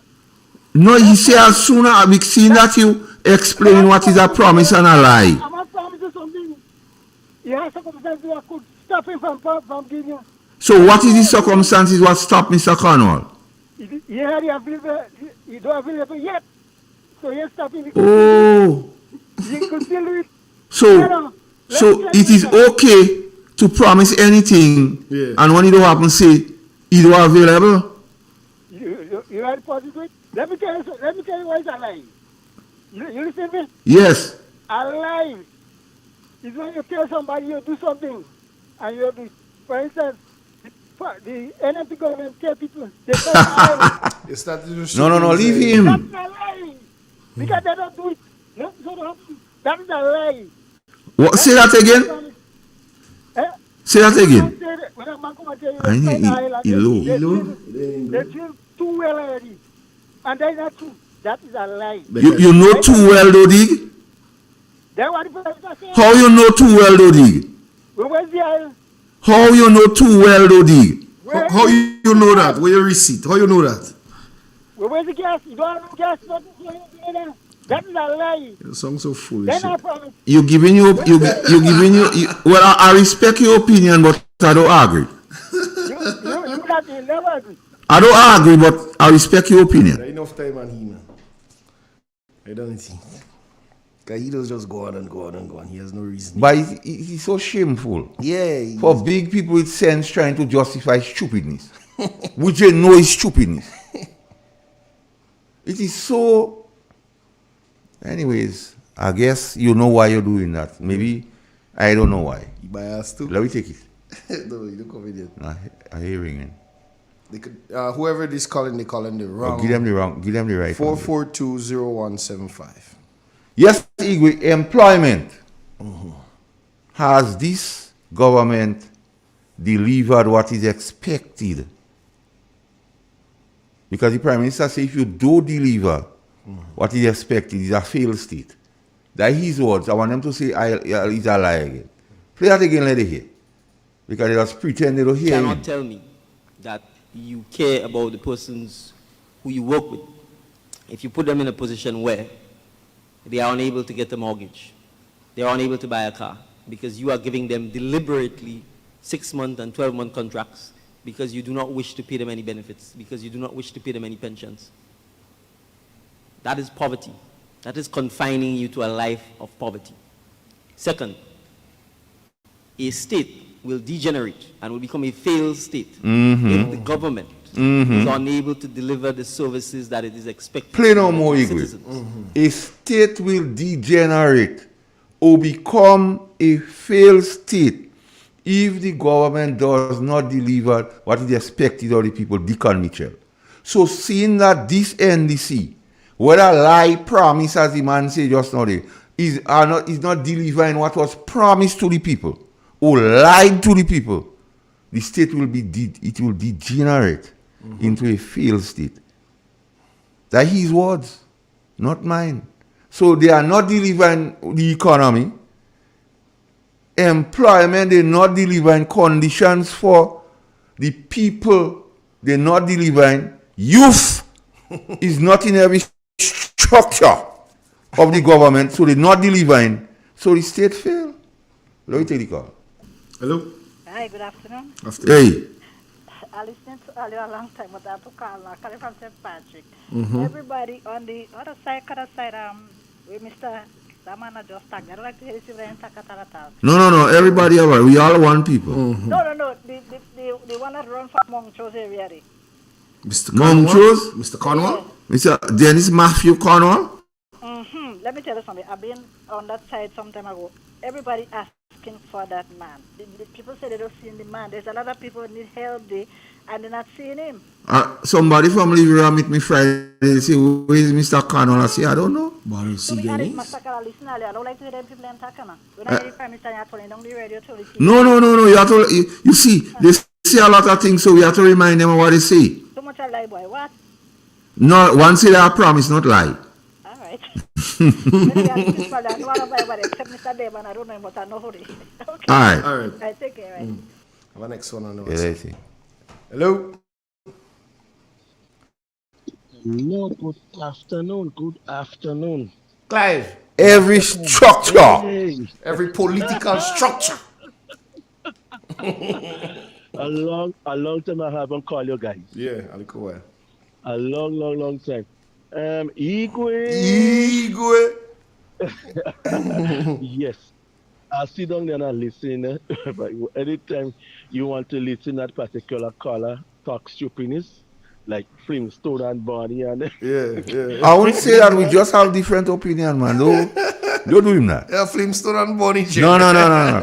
Respect the man. The man deserves some respect, man. We don't agree with him. He don't respect when he call. No, we don't agree with him, but we respect him. I'm not listen to me, Carl. I'm not disrespecting the man for sake. I'm not saying you do, but I'm just saying we shouldn't. But it's not the first time that man talking about oil and gas. No, you see, because they don't have nothing else to talk about. They call Mr. Pierre program and I explain when he talk about the oil and gas in Mr. Pierre program. Mr. Deacon Mitchell, the Prime Minister, in a town hall meeting, Only question was asked about the oil and gas issue. If there is oil and gas in our waters, the man publicly agree and say, yes, there is oil and gas in our But waters. he put But Nazim Buck he in charge of don't a committee, know so the I don't know if the guy magnitude. don't know. Exactly all what the man need to do, instead of he trying to see how he could make Dr. Mitchell look bad, even though he can't do it, he not qualified to do it. Go and get your facts. Go to go. You're supposed to have connections now. Your party in office.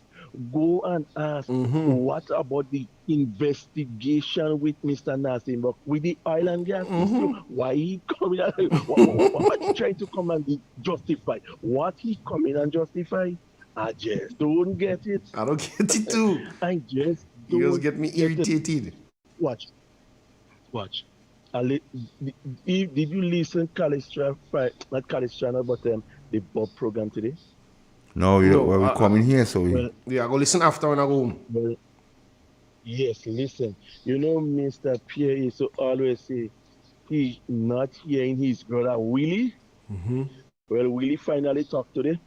You're joking. He and Jenny Simon, they was on the Bob program today. I didn't listen the whole thing, but huh, they bring out the issues, and they bring out all the faults, all the this, all the that with this administration. Because come on, how you go take a sick man? How could you take a sick man to be the high commissioner again? A sick and an unqualified man. No, how you know you don't qualify? Even though the man could be a supporter of your party, but I mean, you a man like Mr. Sylvester. What is the qualification for ambassador? Who don't know, have no experience in this kind of a field. Yeah, you will go, plus the man. I think there is a alleged that the man bankrupting Guam. I mean, come on, you will take that man and bring him in a place like Canada. Man, they have people who young, who competent, who vibrant to do the job, man. But you're a Bible man, Clive. The question was asked, could anything good come out of Nazareth?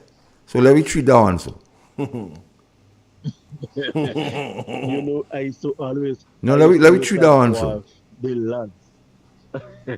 You understand? I used to look at Guelph, the lands, gun battle, and people used to see could there be any good thing come out from gun battle? And I say yes, Kieran Agents. Now I tell you, so could anything get good thing come out, you know? So let me treat that one so. Yeah, something good go come. You understand? But what I'm trying to say, there are so many issues. In fact, if it was Dr. Mitchell and the NNP, what do all these things on them?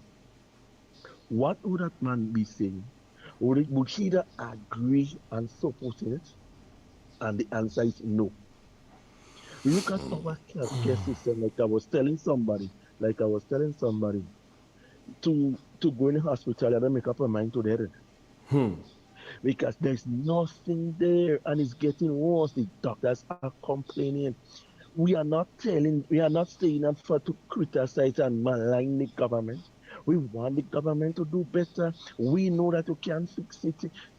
Health is a problem worldwide, but at the same time, when it could reach to that level where you no blood test, you have to go through, take your blood, go in your sample, go in a private thing and come back, test it and come back on the kind of a thing. Go into a private, go and get simple medication and come back. Come on, that was so that qualifies Grenada. Listen, so that qualifies Grenada as a failed state because you see, if the government is not delivering, what do people expect? Exactly. It's people degenerate into a failed state. So we seeing it. But you see, Mastercard. God does have to teach us a lesson. No, God have a serious sense of humor. In a way, because you ever hear that I think name again that Pastor Pastor Daniel preacher sermon, the joke that make God laugh. Anyway, all right, okay, so call. What I try to say is, okay, let me call back and I will continue saying what I need to say. So give somebody else a chance. All right. So to we friend Igwe, what I call the oil and gas. Let me throw that out to him, just for information sake, Guyana first confirmed oil in the 1950s. They only started to pump oil in 2019. So they did lie before. You see now, all it doesn't do no research. All it just take what people tell all you. And all you come in and make all yourself. They say he who does not know. And does not know, he does not know. I will leave it right there. Do your research before you call and sing in. Ego, they say the callers and I'm singing low. Low? Yeah, low. Volume up. I don't know. We'll test one again and we'll see. Mm-hmm. I'll have the WhatsApp volume low. Hello? Hello. Mr. Carl, look at me after I come back again. I don't cut in you. So hold on. So here Guyana first stock out oil in the 1950s and only in 2019 they started thing oil. So that was a lie. Guyana don't lie, but it's a difference between okay. Not that worker you to talk about. Yeah, I listened to the Bob report today. Yeah. And I find these people and them, they're backward. A man with a government, you tell me they qualify to represent a diplomat. That is so. Listen to me. That is some. Hold on. That is somebody's opinion. Respect people's opinion. You don't have to agree, but respect the opinion. Don't go tell the world about your opinion about that man qualified. That man was a minister. He could have been the prime minister. You telling me they qualify to be a diplomat? Just how people respect your opinion, respect other people's own. You don't have to agree. You don't have to agree. So, okay, are we talking about qualify? What you think qualifies him to be an ambassador? The best fact that he represents this country on the high scale. He qualified to be a diplomat. Okay, so that's your opinion. Okay. Right? All right. Don't give it up. Well, you have to stick to your guns. I'm actually doing Nazim when Nazim signed this oil agreement together. I don't even go in there with this thing. Let me forget that. Everybody saying your song in real low beat, something do right. Oh, you could do right and volume the up. Too much. Everybody device do good then. Wow. 15 device do good that you say song in low, something do right. 15 devices a lot. About 15 persons tell me that. So I don't know what you need to do. I song in low. They say we song in low, even when the callers call it song in really low. And a while ago I told you it was low. Remember I tell you, give me a little juice on the thing. So let's take a break and come back and see. Well, I have one more call. Let me take the call. Hello? Yes. I want to ask Richard Lally. His name is Richard Lally. No, don't call people name. No, all right. But I want to know. You know him. Right. But every day is the same tune. He tell Mr. Pierre. Every day he come with the same tune. Every day. But every day he come with the same tune. So, Bonfan telling Patty Bam Bam Black. You find that? Why? Yes. Because if you tell him every time he come is one tune, that means he can sing one tune. I know you're talking about who qualify and who ain't qualify. Probably if it's $3,000 in how they call it, they have him so. Yeah, you can tell Mr. Pierre that. So that's bothering him in the Buck Bank. Now he's vexing people. Don't call people name here. All right. All right, take it. Well, I got a couple messages on my WhatsApp. Yeah. And they say we loud and clear. Have a next call again. I don't know. I think WhatsApp loud, but the other one loud. Because somebody tell me on the WhatsApp, it's loud and clear. Mm-hmm. So I don't know if it's maybe it's based on the person's phone? Or radio or something. Hello? Yeah. Yes. Yeah, I've been listening to you all while I'm on the road. Yeah. And I heard the last couple callers relatively good. Okay. Yeah, and I was in the Paradise area. Mm-hmm. The last two callers. Quite all right. Okay. All right. People, I don't know, maybe that device. Hello? Good afternoon, gentlemen. How are you doing? Igwe? Hey. Your boy here. Just come from service. Kyle, Hey, man. I listened to a man there. This man understand what is a lie and what is he do is a lie. Well, the man trying to defend the ground. He defending, but he don't know what is a lie. So when Eve, when the serpent tell Eve, I don't know you shall surely die. What it was? A lie? So what you want the lie to be? And the thing about the lies, the NDC tell people, it's not just lying just so, you know.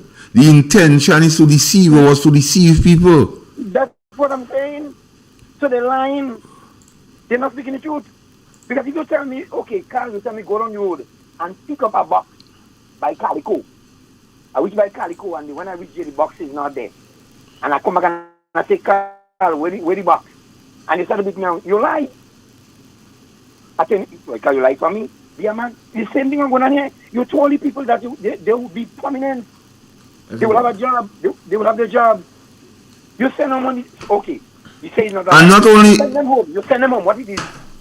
but not only saying we go do it, you say as soon as they give a time. You give a time. So we cannot say now give them time when they tell us as soon as. As soon as you come, as soon as we come there, we will doing this. Just as so they tell the people in the hotel, we're going to build a building for you, and we're going to put you there when we move all the people from the port. Where is the building? It's a lie. What you want to describe a lie? Man, you're too big for that, you know. Just come Mr. P and talk sometimes nonsense. It's time that you straighten up and talk things constructive, man.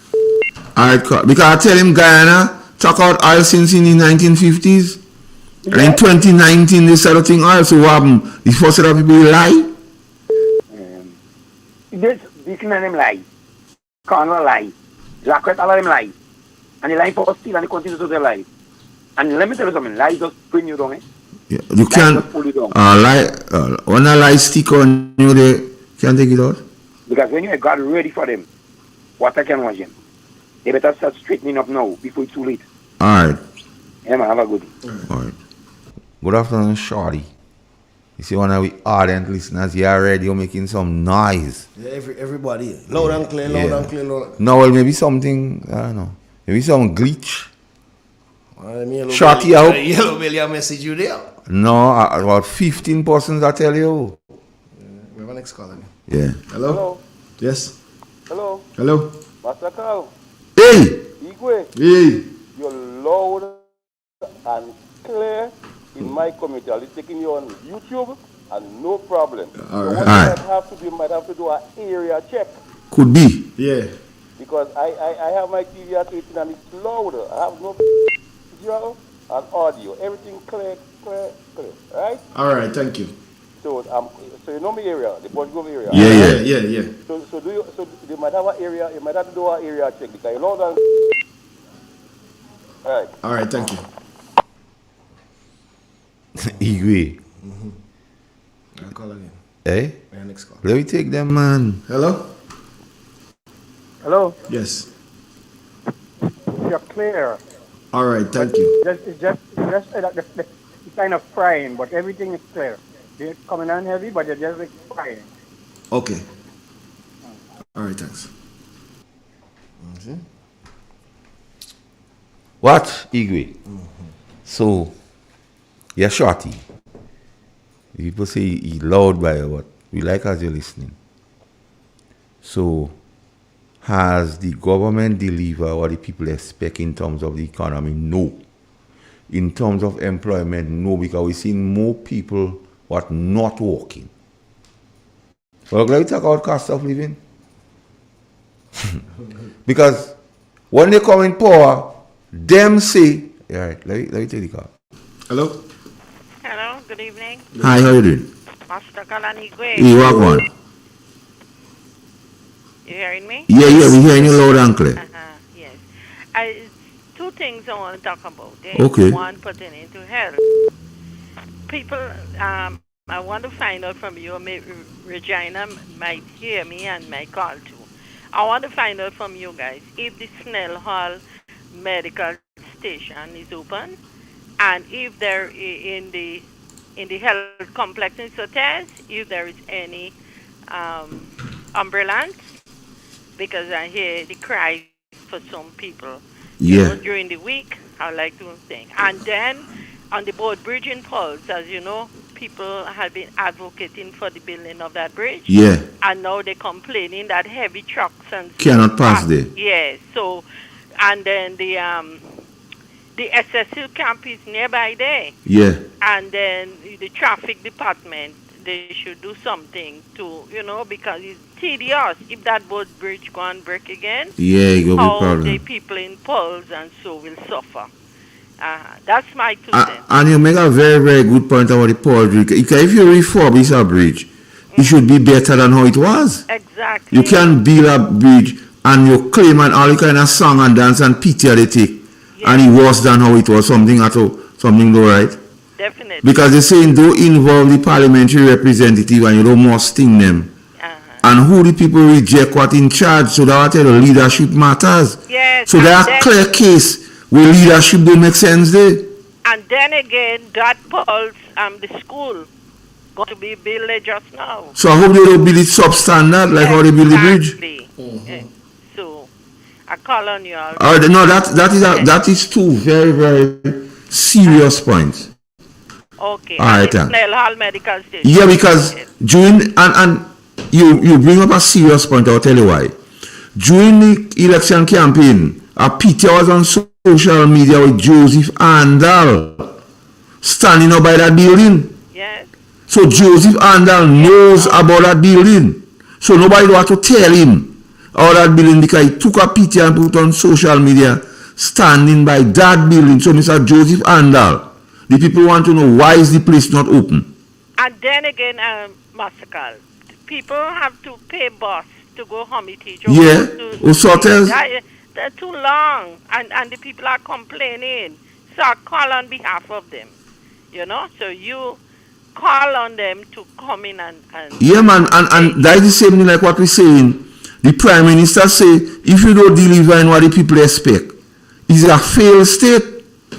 So the fact that they don't deliver on opening the Snell Hall Medical Station again, yes, a failed state. So Well, anyway, and Paul. yes, all right, thanks for the contribution. Like two serious contribution. Right. Igwe, the man are making papi show. So I wonder, this fella say, so when Joseph Andal stand up by the building and say they go open it, and the building do open, I don't know if it's a promise or a lie. Right, take it. Hello. Carl. Yes. You said that many people like Christ live on hotel and he go and he tell the people of this world that he go and prepare. No. Leave him, Igwe. Calling too much. Christ say he is going to prepare a place for us. So where he is, there will be also. However, he say until the gospel is preached in every nook and cranny as a witness, and then he will come. Has the gospel been preached in every nook and cranny? That is the operative word. So don't confine divine things with men just lying. Don't blaspheme. All of us feel like I say, don't blaspheme. Because he say he give a condition. Unlike the NDC say as soon as they come, they go do it. Christ say until the gospel is preached to every nook and cranny as a witness, Igwe. And when the gospel traumatizes you, run towards the gospel. But we see people running away. But the thing about it is now, the whole war with Israel and Hamas, look down my volume. Israel and Hamas.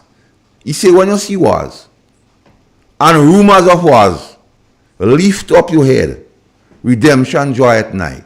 So don't come with this fly by night, forfeit, or Christ say good on people. He says, he say that. But he had a condition to it, a proviso, a caveat.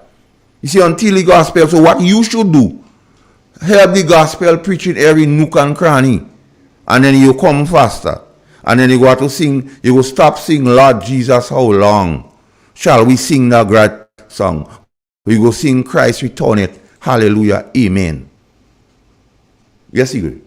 So, the government has not delivered in healthcare, in snail hall by opening the place. So they are not a failed state because leadership matters. They build the bridge in Simon. Worse than how it was because before trucks could have passed you refurbish the trucks can pass. That regressing, you build the bridge like a cow tail, you're going down. So stop cow tailing the thing. And you're talking about truth and lie. A lie. And the intention is to deceive. It was not a promise, it was intent to deceive the people to vote for you. Because you, and what comes from the thing? Dennis Cornwall and Lennox Andrew work in the Ministry of Finance before. So they know the economy of Grenada cannot afford to make everybody here permanent. They know that. But yet still they tell people to do that. That's what is the lie. That was not a promise. Because they had knowledge by being in the Ministry of Finance before that the economy of Grenada cannot sustain to make every person in the public service permanent. But yet still, they tell people they go do it. So stop that nonsense about that. That was a lie. Because they knew what they were saying was impossible. It cannot happen. But yet still they tell people, so there was no promise. There was an intention to deceive the people. So get your information right. Get your information right. And don't come with Christ thing. Don't tie up divine and thing. Don't put no new wine in old wine skin here. Yes, Igwe. Cost of living. They have a song they like to sing. Up and up and up. Food prices up and up and up. Yes. And this government has not instituted any measures to cushion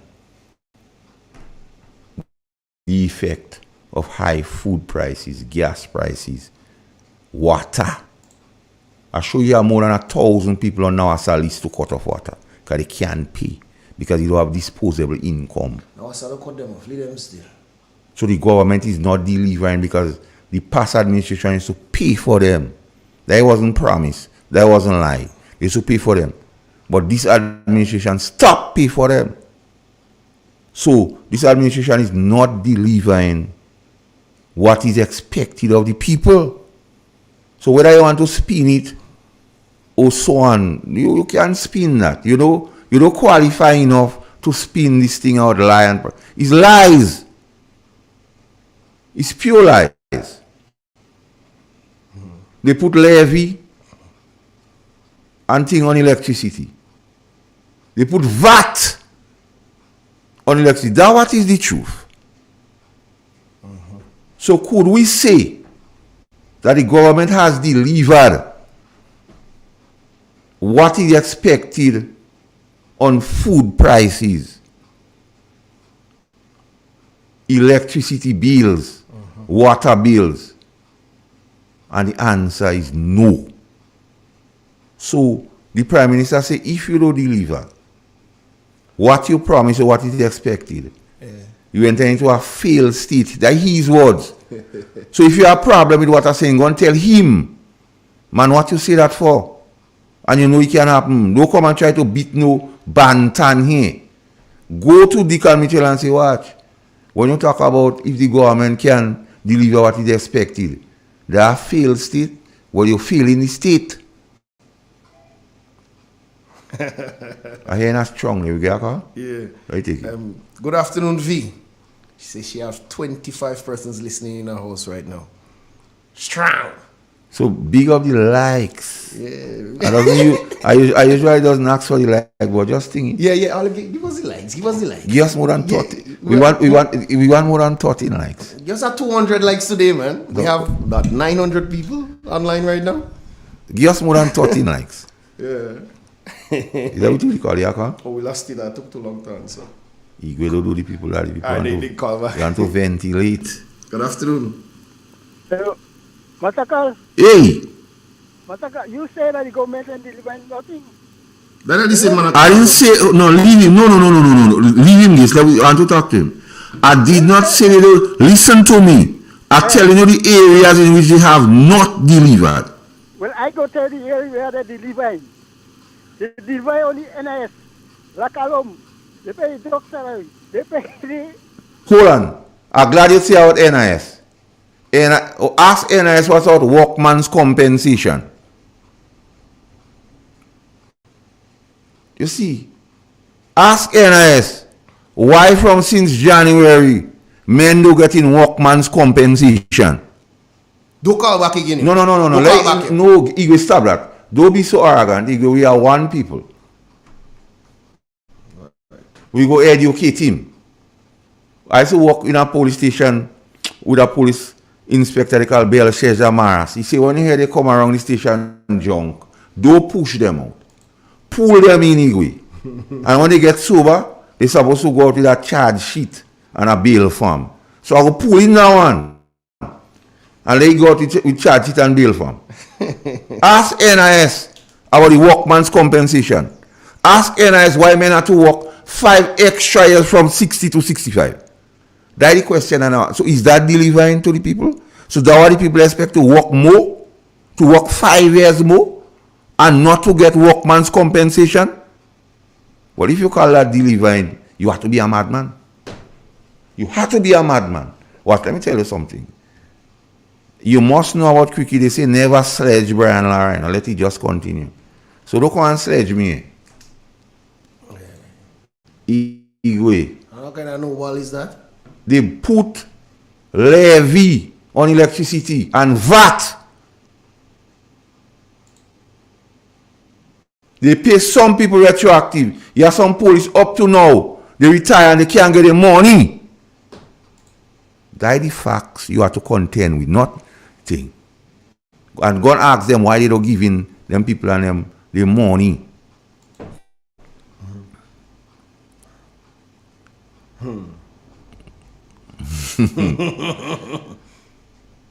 Yes, Igwe. So, cost of living. Now, the NNP administration, when they realize what happened with cost of living, they bring measures to cushion the effect. Because they delivered what the people expect. So then the 150 was banned. All it talk about the 150. What the NDC removed. And they give back some people 200. And the majority, they take out some on the list and they don't give some. Like 60 to 64, they don't give in them. School children don't get nothing. Based on what disease you are, they don't get nothing. That is the crux of the matter. And what the NNP did? They had a 0 rated items food basket. Where you had some foods, 0 tax on that. They gave the 150 to the needy. They didn't say if your household getting 500 already, you can get more. Then, what they did? They take out levy and VAT on electricity. What they do, they say Grenlec losing money, so they put it back. They take out levy and VAT on water. They didn't put VAT on sugar. This guy, you don't understand what's going on? Let me take the call. Hello? Hey, Master Carl. Hey! I want to ask a question. Don't want to ask me. All right. When, as soon, in 12 months, as we get into government, we will regularize all the e-money. How you treat that is a lie. In 12 months, now is almost 2 years. How you treat that is a promise or a lie? It was a promise, but now it becomes a lie. No, the difference between a promise and a lie is simply this. When you promise, you genuinely hope to do. But when you know it cannot be done and you tell people, it is a lie. So they know they couldn't make every person permanent because Dennis Cornwall and Lennox Andrews work in the ministry and they know the economy cannot afford that. So they know there and then is a lie. Making all the Imani prominent, they know it would bloat the public service and it would not be sustainable. So they know since then it was a lie. So it had nothing to do with promise, but was to deceive the Grenadian public to vote for them. Exactly. So you don't know promise and difference between promise and lie. Like cock and bull. Yes. Tell that caller. No, he listening, he know, he just pretending. Tell him to scrutinize the lies from the head to the toe that they tell. All of them telling lies. Tell him that. Don't come and talk about oil and who lie and who ain't lie. Talk about what he knows that is in fact that is lies that they said to us. So don't defend the lies. Please, caller, don't defend the lies by blaming and no, but hear what he do. He talk about the oil. But Guyana talk about oil since in 1950 before me, you know. Yeah. I didn't even do liquid farm yet. Yeah. And they only started to get oil in 2019. Okay. Thank you. You have a blessed When did the past prime minister say about the wells? Not even 10 years yet. And the exploration of oil have a lot of things to do. So he calling and talk that he talking, I mean, that your opinion, I don't agree with him. And he have not present any facts. He has not produced a modicum or iota fact to say that that is the case. And if there was no oil, why Mr. Nazim Bok was put in a committee to deal with oil? Why? The thing, you know, when you're saying certain things, you have to make sense to you. You can't just say that because you could talk. You have certain things you have to say what makes sense. Let people take you seriously. Yes, Igwe. So, we reach by the school feeding program. Has this government delivered what is expected in the school feeding program? And we all know the answer is no. We all know the answer is no. I don't go long on this seed because I don't know if my good friend Miss George listening. She's a specialist on seed. They make a fiasco with seed. They don't understand the horizontal and the vertical, but they're talking. The Lions say it was budgeted. Some say they will continue, then it was not budgeted for. But the Prime Minister said before, get it, there was a seed program. And he talked about 650. Okay. That again is a lie. This is not promise, this is pure lies. So, to raise it to 650? Yeah. Play. Please. So let me zero in. You have a seed program. The World Bank says if you're making 650 or less, you're poor. Yet still, the seed program is only paying you 350 and 450. They are aware of the World Bank report. Why then raise the seed program to $650 or more? So if they're interested in truly alleviating poverty or truly helping you, they would raise the figure to $650 or more. So I'm saying to all of the persons who are genuinely stop it right there. I don't want no more. So if Deacon Mitchell and the NDC was caring about poor people, children, why he didn't raise it to 650? Why he telling people if you get in 500, you can get more as a household? Why? Because he know that was a lie. Let me take it. Good afternoon. Master Carl. Hey. Igwe. Hey. You're smoking and you're smoking all similar today, bro. I like that. Master Carl, Igwe, Grenada and the war. I finished primary school when I was 15. I ain't go to school in 15 years I finished school. And since I hear Deacon say, Petit Matnik, Caricon Grenada, a balling. right? And the man still come in power and take out 150 from old people, people who blind, people who have no food. You take away 150 from them. The people in Carriacou, wall button and give them house. You come in power, you take back. You see that poor people terrorists. And I hope Deacon and the terrorists could know that terrorists coming to an end around the world, because real countries fighting them. Mm-hmm. Real countries fighting against terrorists. So I know where you're going with that one.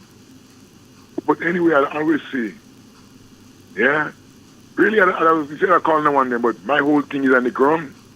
I walking on the ground like world boss know that. World boss know I'm a ground giant. I walk on ground. Meet people and confront people every day. You understand what I mean? Mm-hmm. So, NDC hardliners, well, they don't listen to news and they don't listen. They listen. People who can buy back and neck. When you watch them cussing Kate Mitchell and Gray, he never do nothing in Gray. They can't buy back and neck. No. I'll tell some of them that. I'll say, why? Why NDC not a party for poor people? It's not.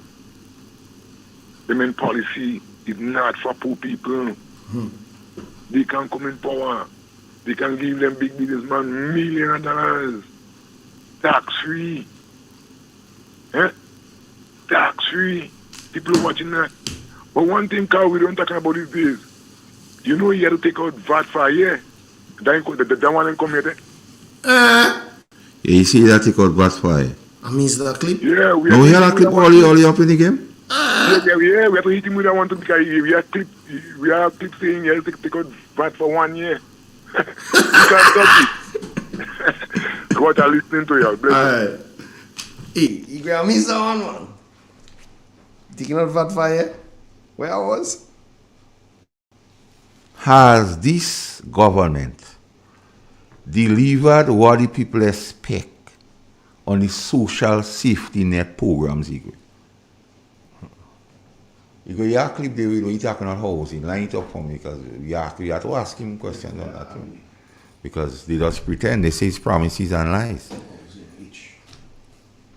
The social safety net programs mash up. Like Igor. Hello? Good afternoon. Good afternoon. Carl. Yay.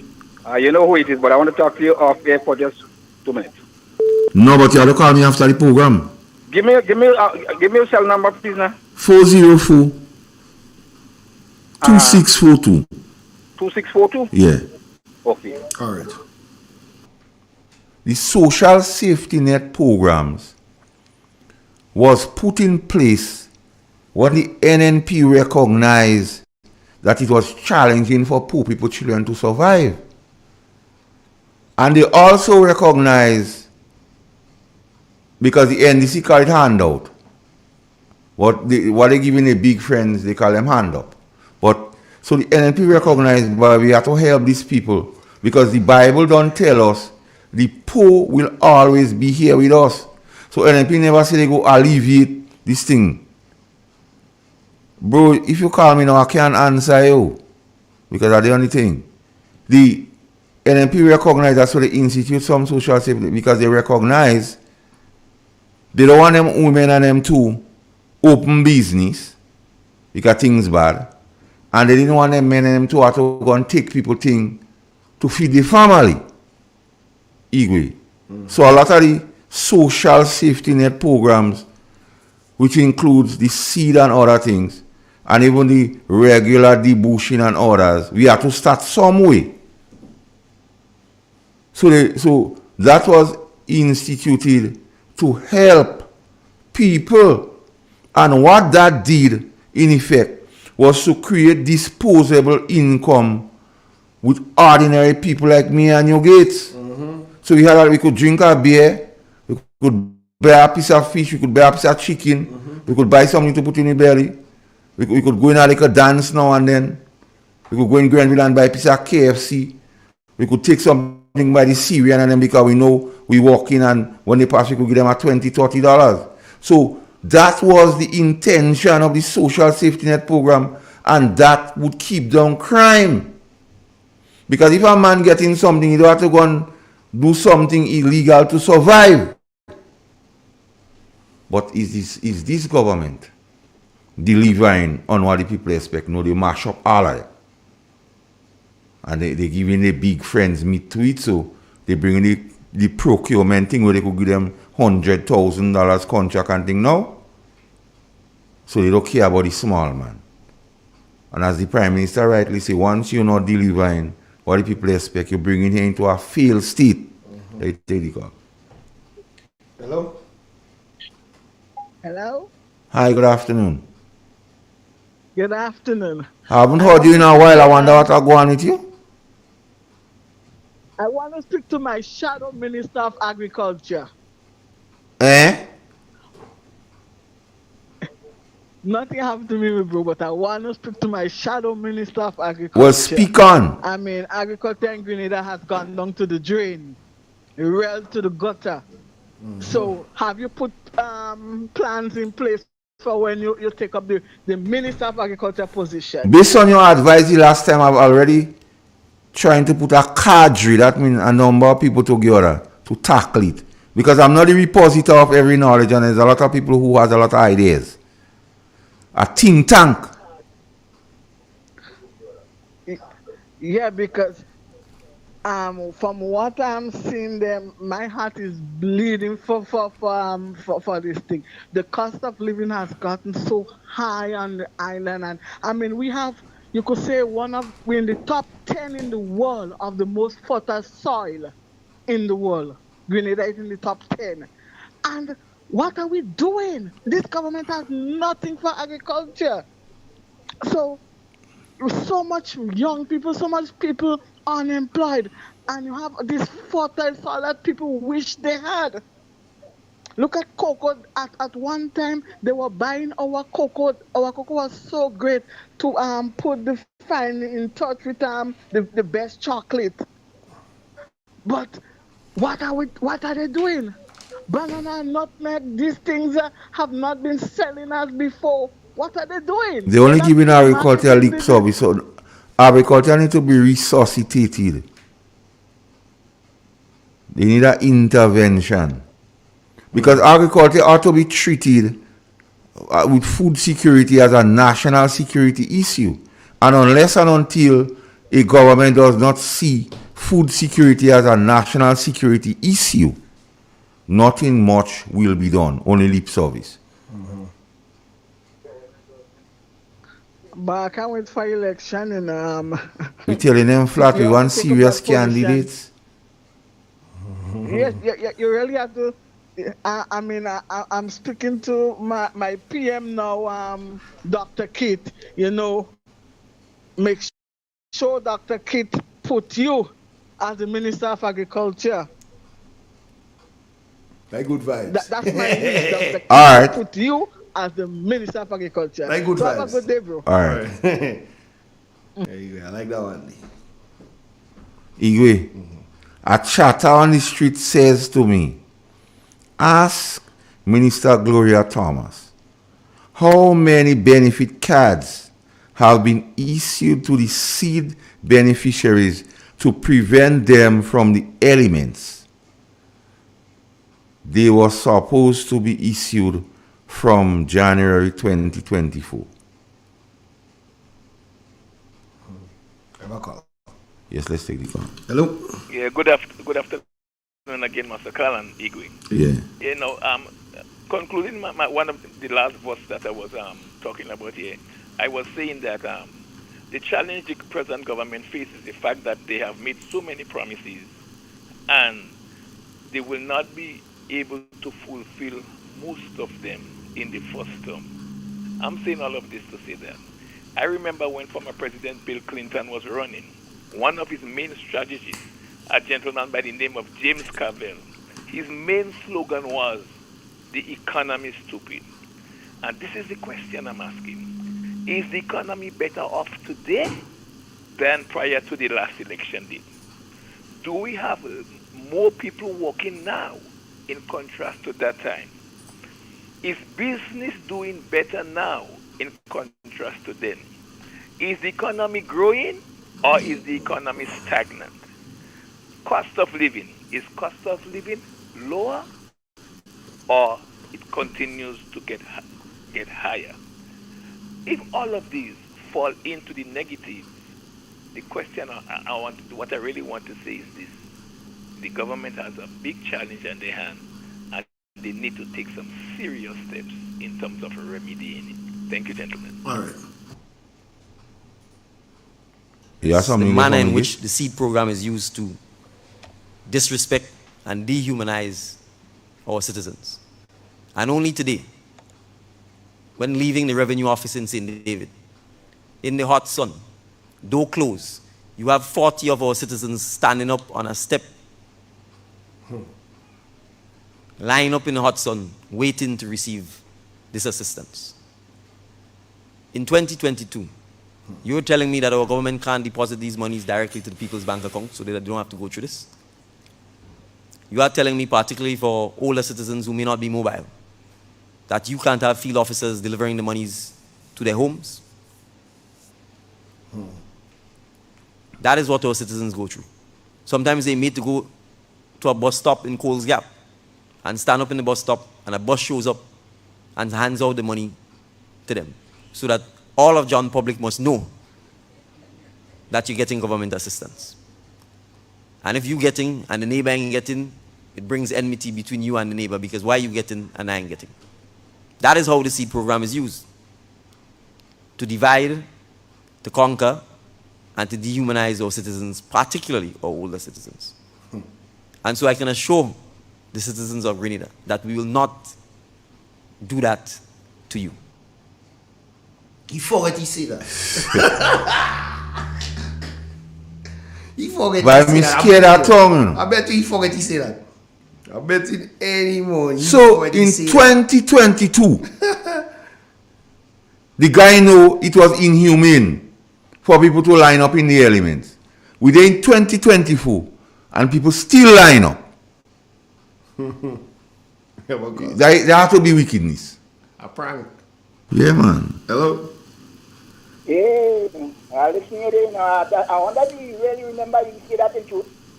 When you take out the 150 from me, what are you getting on how to pay for medication, $190-something for one plastic bag?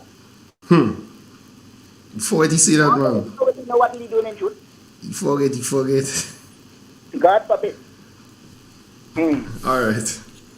When we tell them we had a receipt, he doesn't believe. What he say that, man? Just that one is a good one. Let me play it again. But we also want to address the manner in which the seed program is used to disrespect and dehumanize our citizens. And only today, when leaving the revenue office in St. David, in the hot sun, door closed, you have 40 of our citizens standing up on a step, lying up in the hot sun, waiting to receive this assistance. In 2022, you're telling me that our government can't deposit these monies directly to the people's bank account so that they don't have to go through this?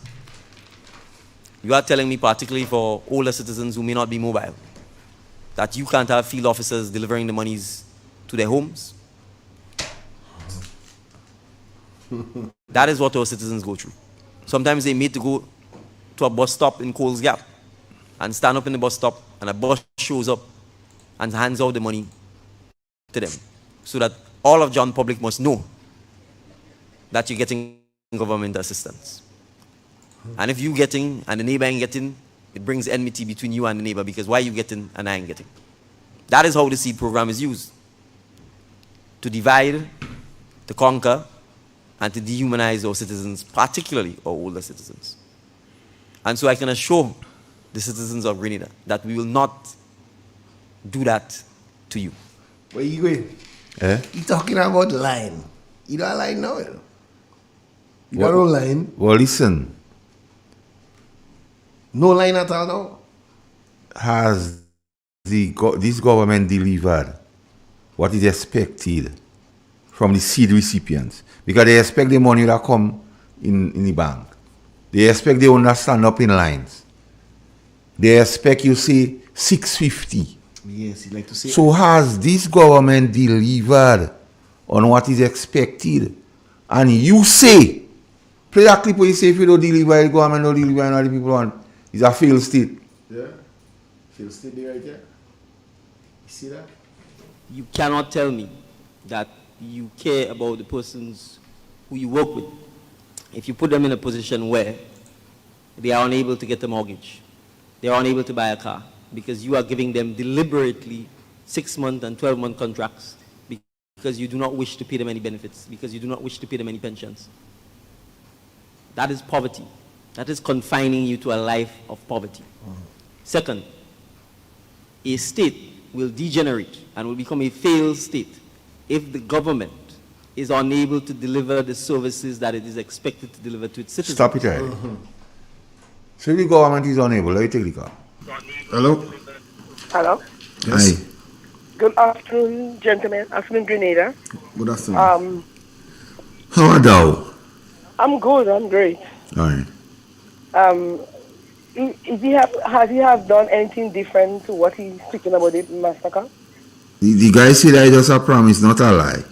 But he hasn't done nothing different. No, he dehumanizing them. And what make it was he knew all the problems. He knew it had to be 650.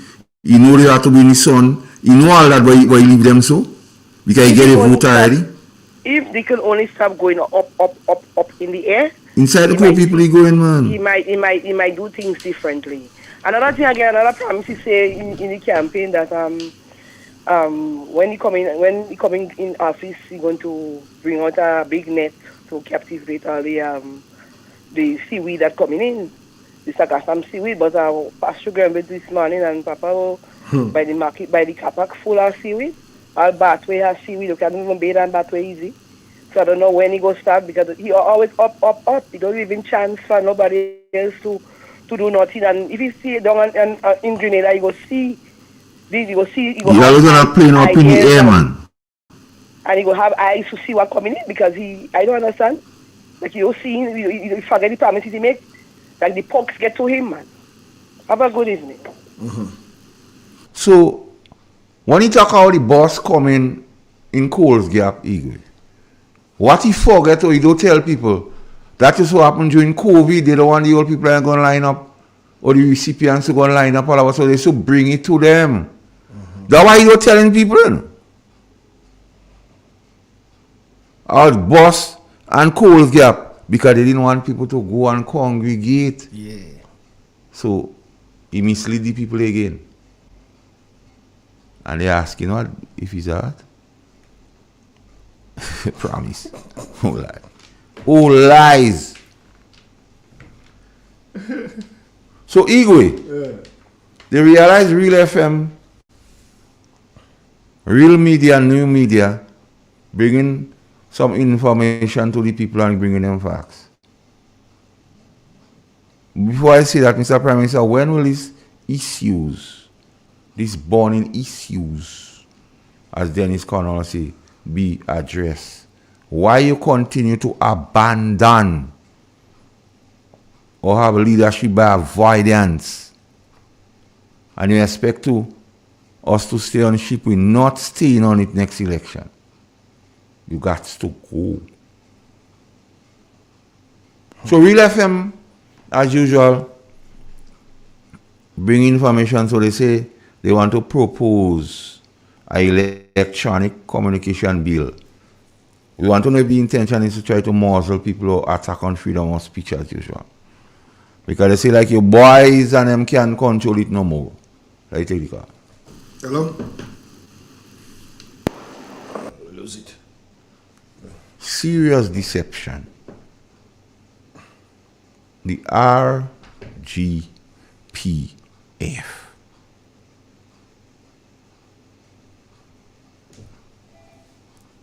May take it. Hello? Carl, I talk about them people. If this guy say thing what makes sense, said or just say stupidness, eh? No time for he. Moving on. Mr. Andal and Mr. Dennis Connell, Andal, Joseph Andal, has the ESIA comments for the breakwater project?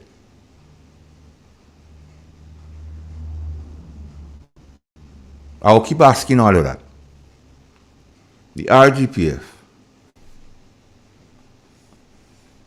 the Grenville Police Station, Mr. Minister of National Security, National Security Advisor and Commissioner needs urgent attention. A man might be walking upstairs and fall downstairs, and he got repercussions. Go and check Grenville Police Station and ensure that the working conditions for the men is humanly decent. I didn't say luxury, humanly decent. You don't want a man fall through the flooring. A word to the wise is sufficient. Because when it happen, and they take a class action suit against the government, I go be one saying I told them so. But they didn't listen. Check Grenville Police Station. Because the police complain, they say you're not delivering what they expected because you made the police a topic in the last election.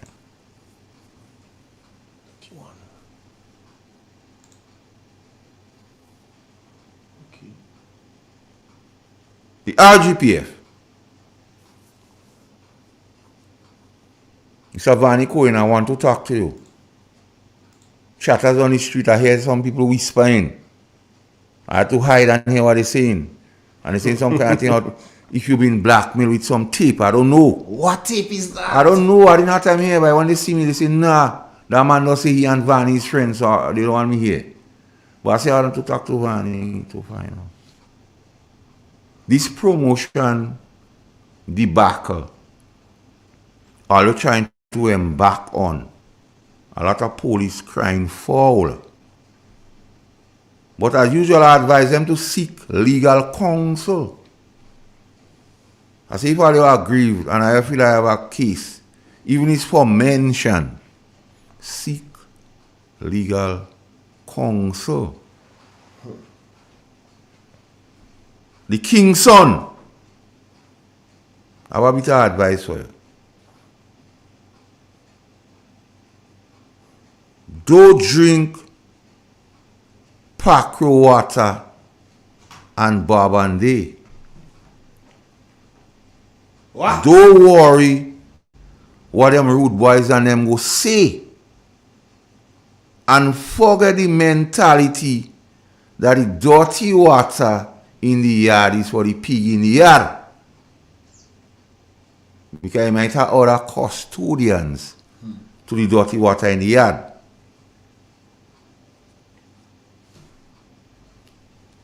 Good afternoon to my good friend Derek James. How are you doing, sir? A long time I didn't see you. The king's son advising you.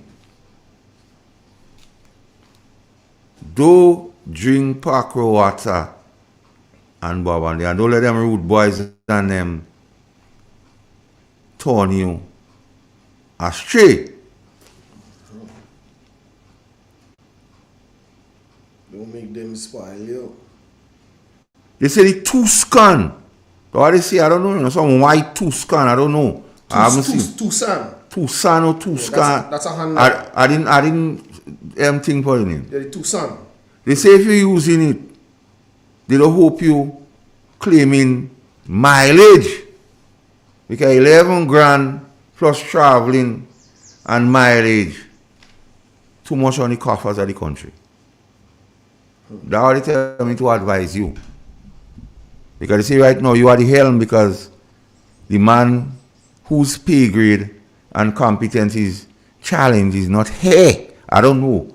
It's the police and they're telling me that, you know, because when they meet me, I just have to hide from them now. Because they always have something they want me to ventilate.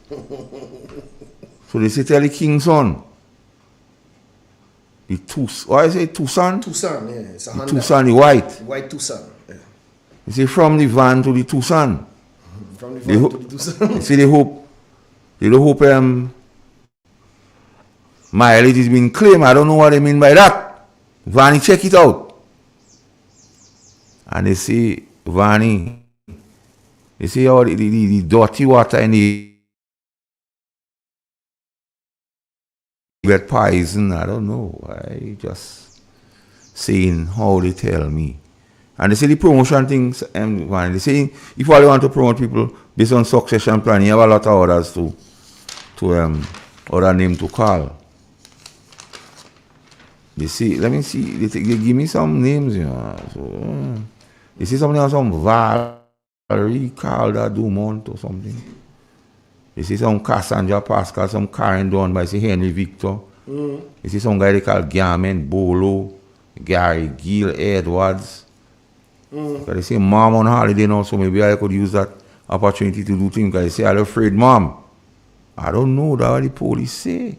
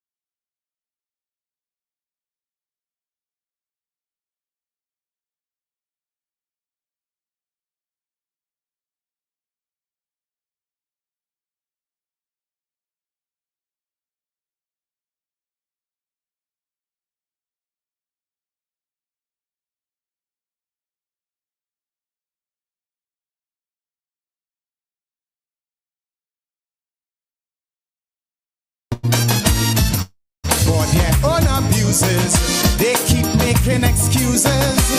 Housing crack up over.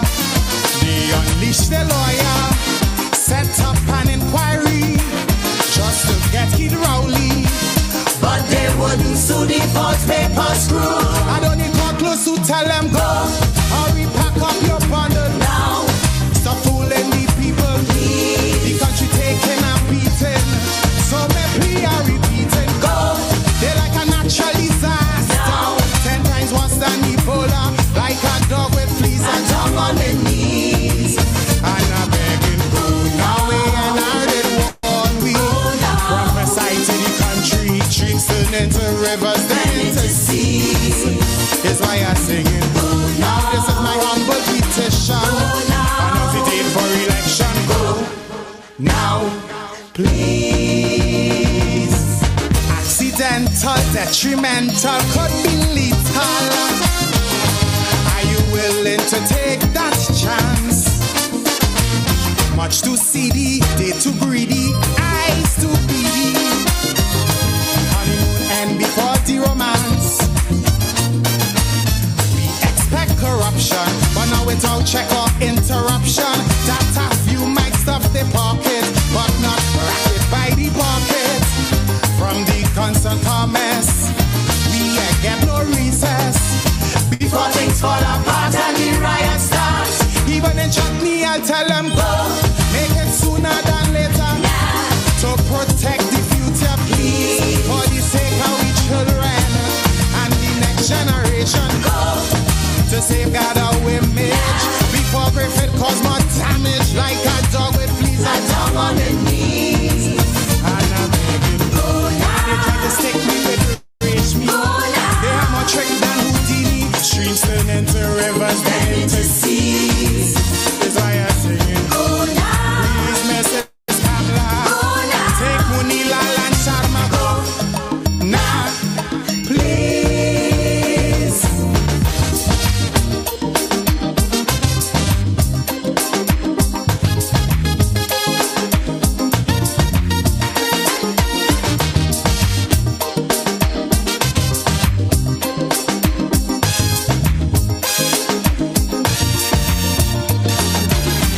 and their minions, total villains, raking millions. Their slogan, we shall rise, it was so true. Tell John Public not to panic while them and they sidekick swimming in a pool of dollars so blue. Like meat-eating vulture, they neglect agriculture. Mega fans of phony, Mama Guy Caroni, Sweet Man Glenn and Sharma, get face to face with the karma.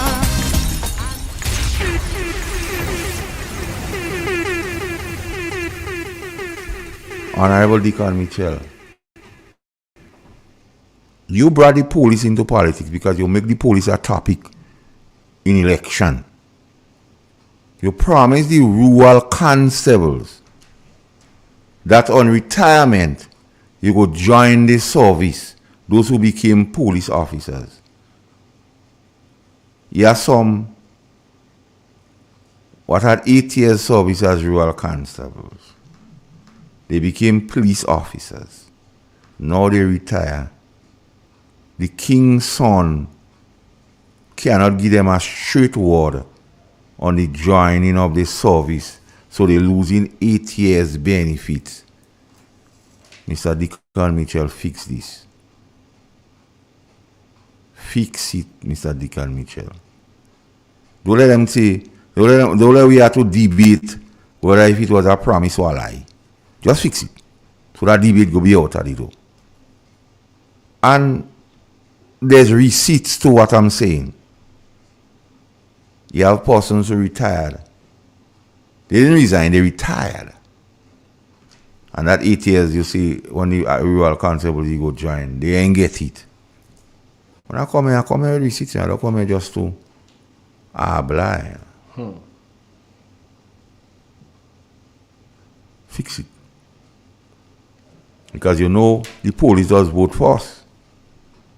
And you know the last time all people come with all kind of sympathy and cry. But if you're not delivering, so you don't deliver to the rural constables that you told the service go join. Because they expected it when they retire. And it don't happen. So it's a failed state for the rural constable. Because they're telling me Master Carl is the spokesman. And the thing about it, Igwe, not only Greenback attacking to me, Yellow Chest complaining to me. And tell me they're tired of that man and them.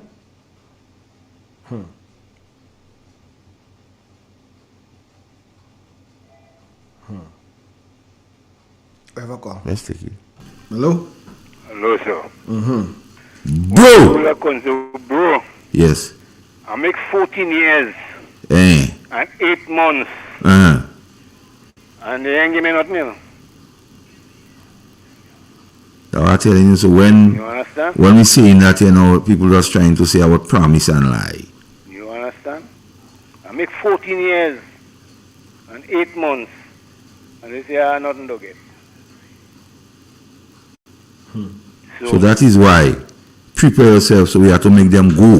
We have to force them out. We have to force them out. We have to force them out. That's how the revolution forced out Gary. We have to do that. We have to do it. Okay.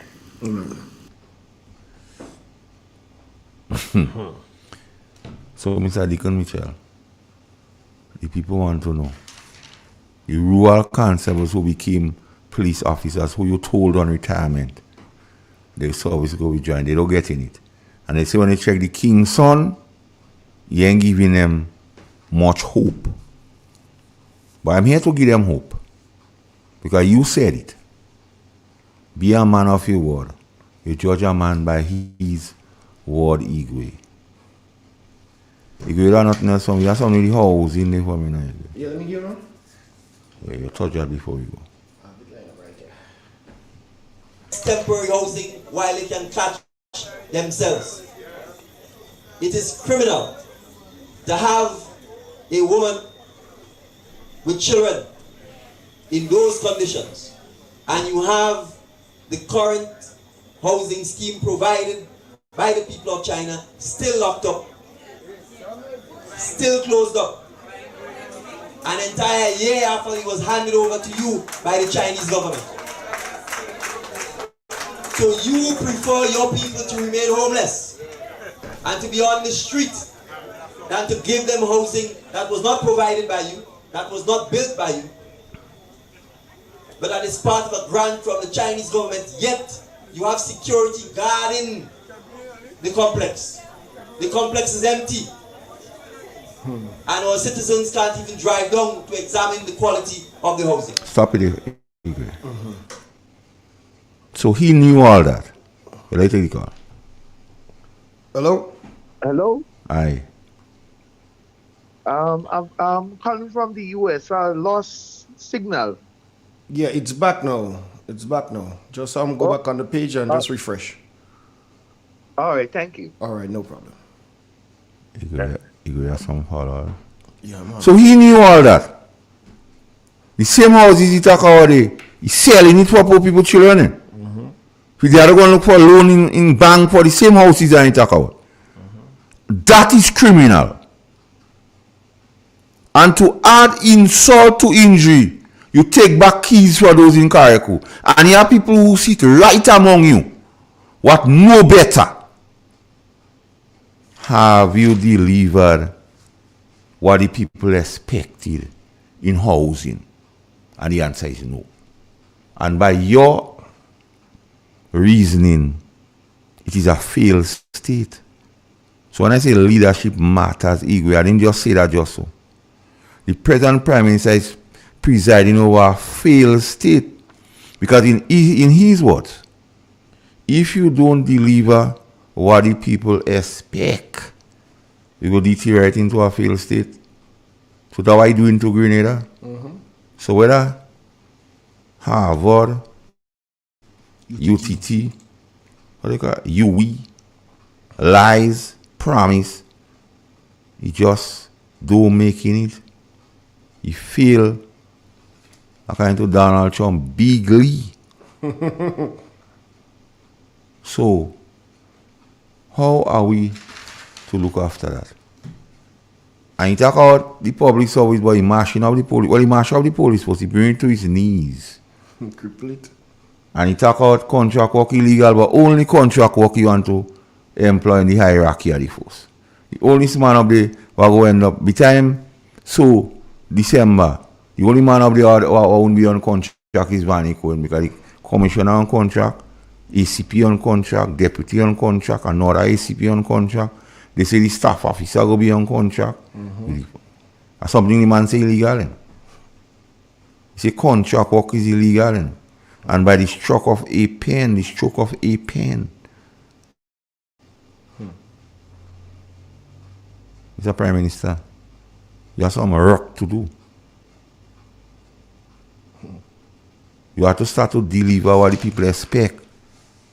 Because so far you have not delivered what the people expect.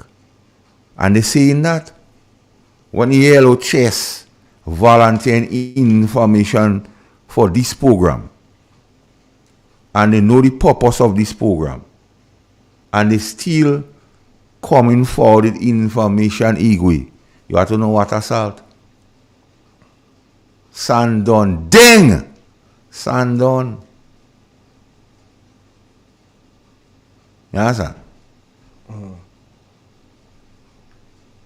You can stay with me. I do with you. You don't have nothing else for me before I go? Nah. You sure? Positive. We're singing positive. You got to put a bullseye mark on the chest and let the Venezuelan Coast Guard do the rest? Something like that? Okay. Well, Igwe. Everybody back. We back. Our conscience clear. So you could deal with all the refrap, you could drop all the mess. Crystal clear. Whilst we are in mess. So now, Igwe, I need to speak to the people who love Grenada. Whether green back, yellow chest, between, we are seeing Grenada has disintegrated into a failed state under the governance of the NDC, because the Prime Minister tell us, once you're not delivering, what the people expect is a failed state. And we went through a lot of things where the government is not delivering. So in the Prime Minister's reasoning, we're in a failed state. So there's one thing we must do. Whenever the next election come around, we have to fire them men and them. We have to make them go. So we have to, with that now, we have to get ourselves together and make sure we're ready in terms of registration. And let us not be swayed. Difference of opinion does not tantamount to disunity. Because people sitting from different angles see the picture different. A level of patience and tolerance to each other must be exercised. And if somebody have a view that is not necessarily yours, you respect it. You don't have to agree. And a disagreement does not mean disunity. Because all you hear in this narrative being peddled by the opponents about disunity within the family. In every organization, you have people who know where the organization needs to go, but they might have different view of how to get there. But we live in a democracy. And democracy dictates that you respect other people's view. And when a decision is taken, irrespective of how you feel, we head in that direction. And that is my call to the persons who love Grenada. Be it NNP, Greenback, be it NDC, Yellow Chest, or be it what we call the silent majority.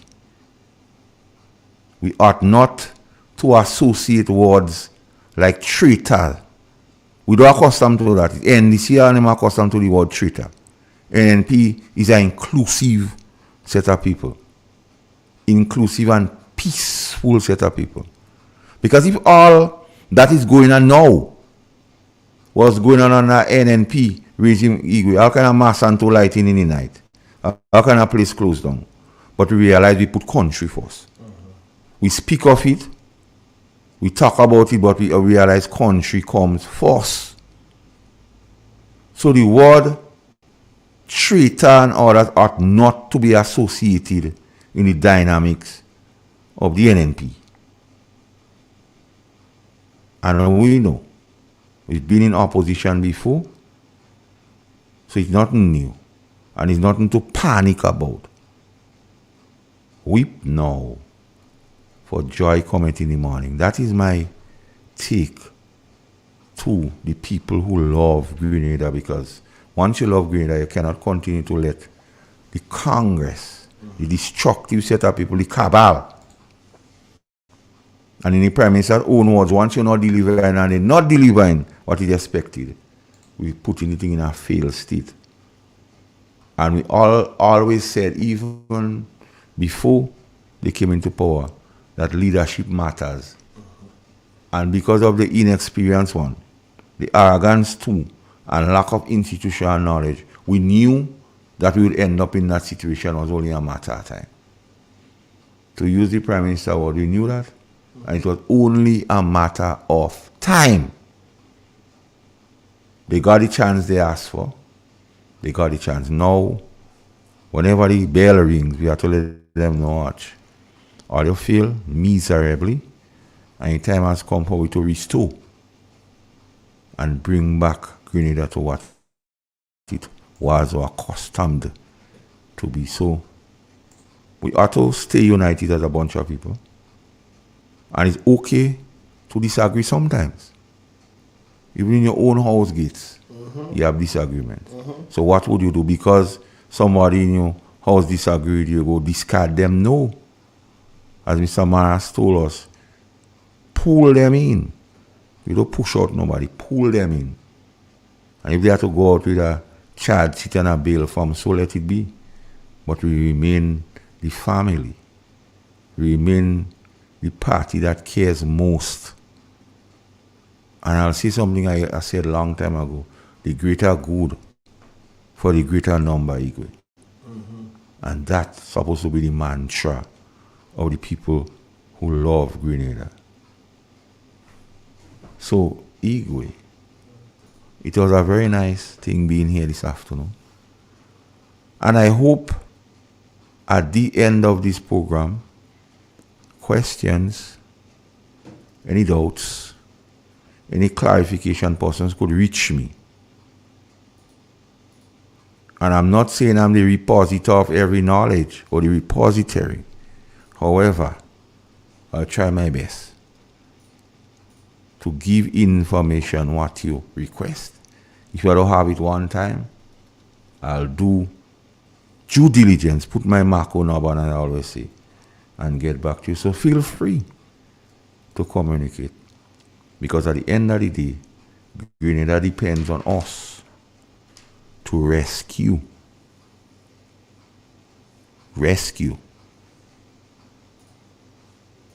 it from the hands of this, the kakistocracy. So have a blessed afternoon, have a great week, and be safe, and take care and be your brother's keeper.